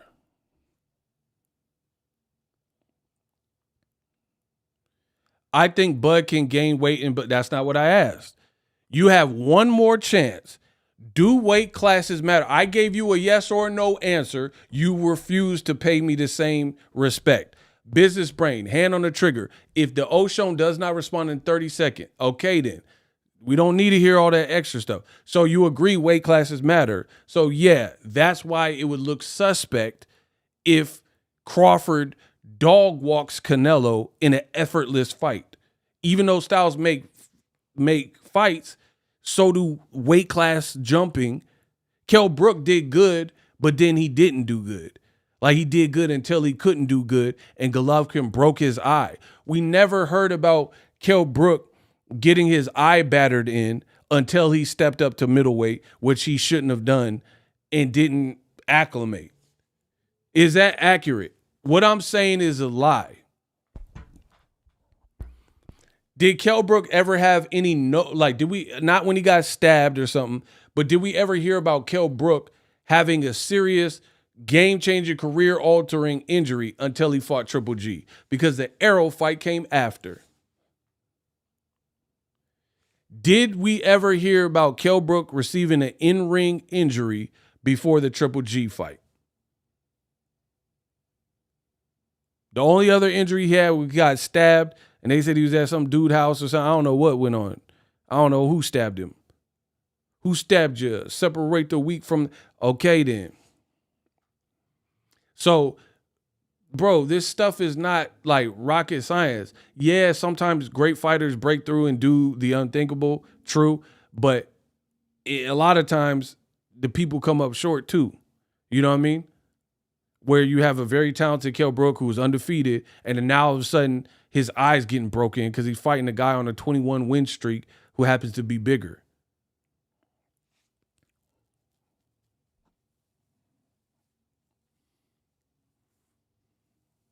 So weight classes do matter. Don't let nobody confuse you with that. Weight classes. Okay. To prove my point, if weight classes don't matter, why don't we get rid of them? If what Boxingego is saying don't make sense, let's get rid of weight classes. And then I'm gonna make the matches. How about that? If you say this don't matter, then you should be able to remove that said object and then everything still exists.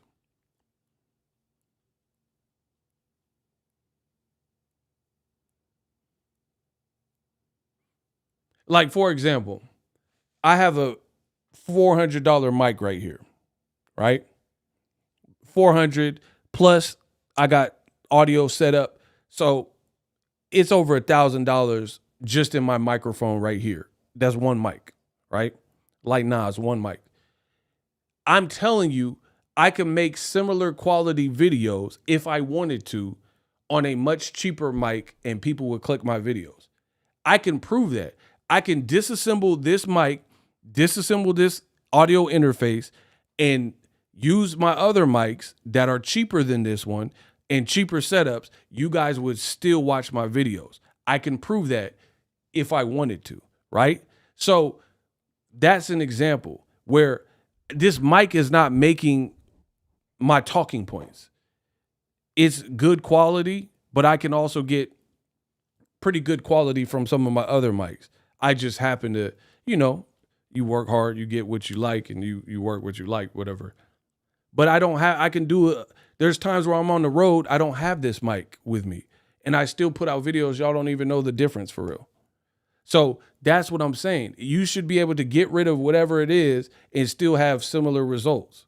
So let's get rid of boxing weight classes if they don't matter. I do videos in my car. Y'all don't even know the difference between the ones in the home studio and the ones in my whip.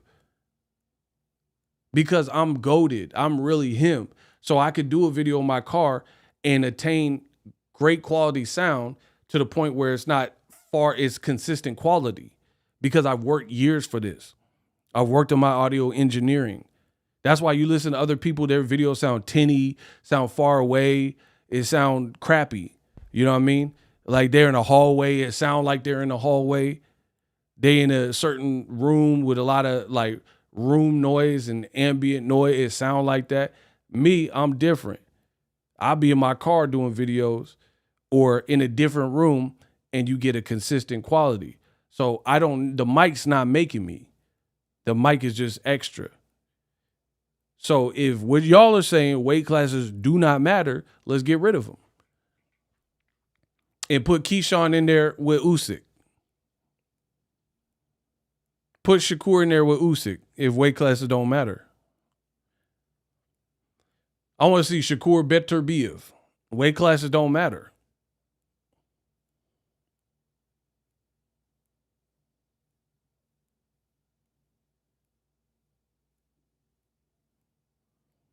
And the funny thing is this. Shakur Stevenson and a lot of these young fighters, their walk-around weight is much higher than their actual campaign weight. So really, some of these dudes should have been fighting bigger guys. Like Jaron Ennis. He probably should have been fighting bigger than welterweight people because he's big. But I guarantee you, if Jaron Ennis just flew up and jumped into the weight class where his walk-around weight is, he would have different fights. At least at first, you know what I'm saying? So it's like, come on, bro.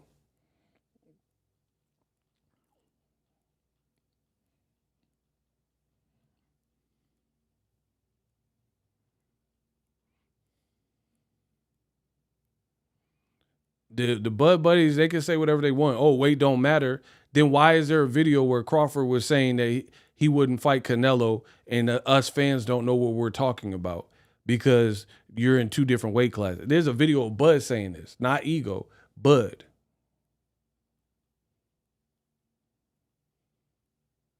So why did he say that? Because weight class does matter.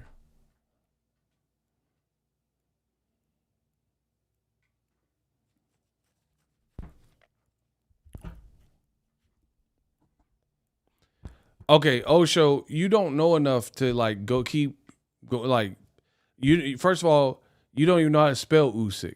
That's your first mistake. You don't know how to spell the man's name, so you don't know enough about boxing. You can't spell his name. The man has a 4-letter name, and you can't spell it right. You can't memorize 4 letters, but you a diehard. This man said, "Why is Usyk?" That's not even how you spell his name. The man said Usyk. Alexander Usyk. You really want me to keep playing around and destroying you, and you don't even know how to spell the man's name. And you said, why is Usyk beating everyone bigger? Bro, his first fight, you don't know enough to rumble with the big dog. Was his first fight Tyson Fury?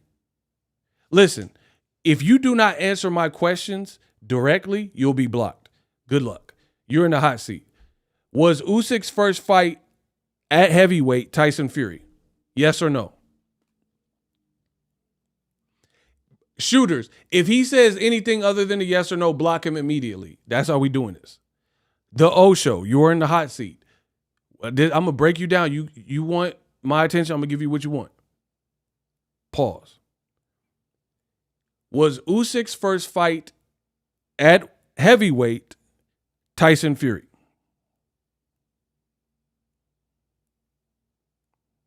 Come on, Osho. You had a lot to say. Where are you at now?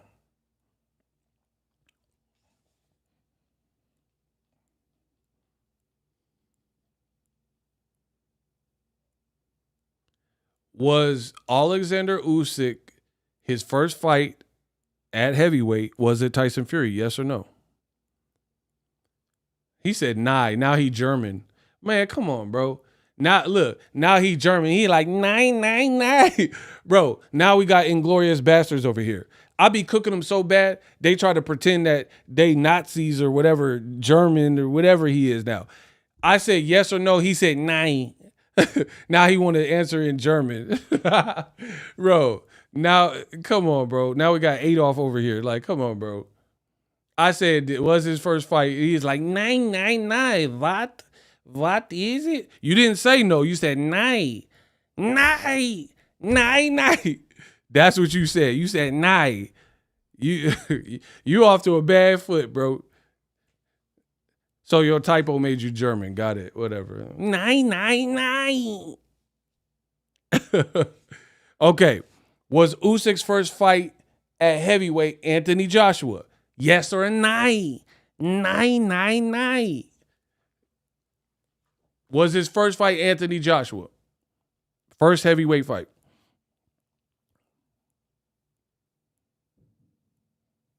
Anthony Joshua was his first fight at heavyweight. Yes or no?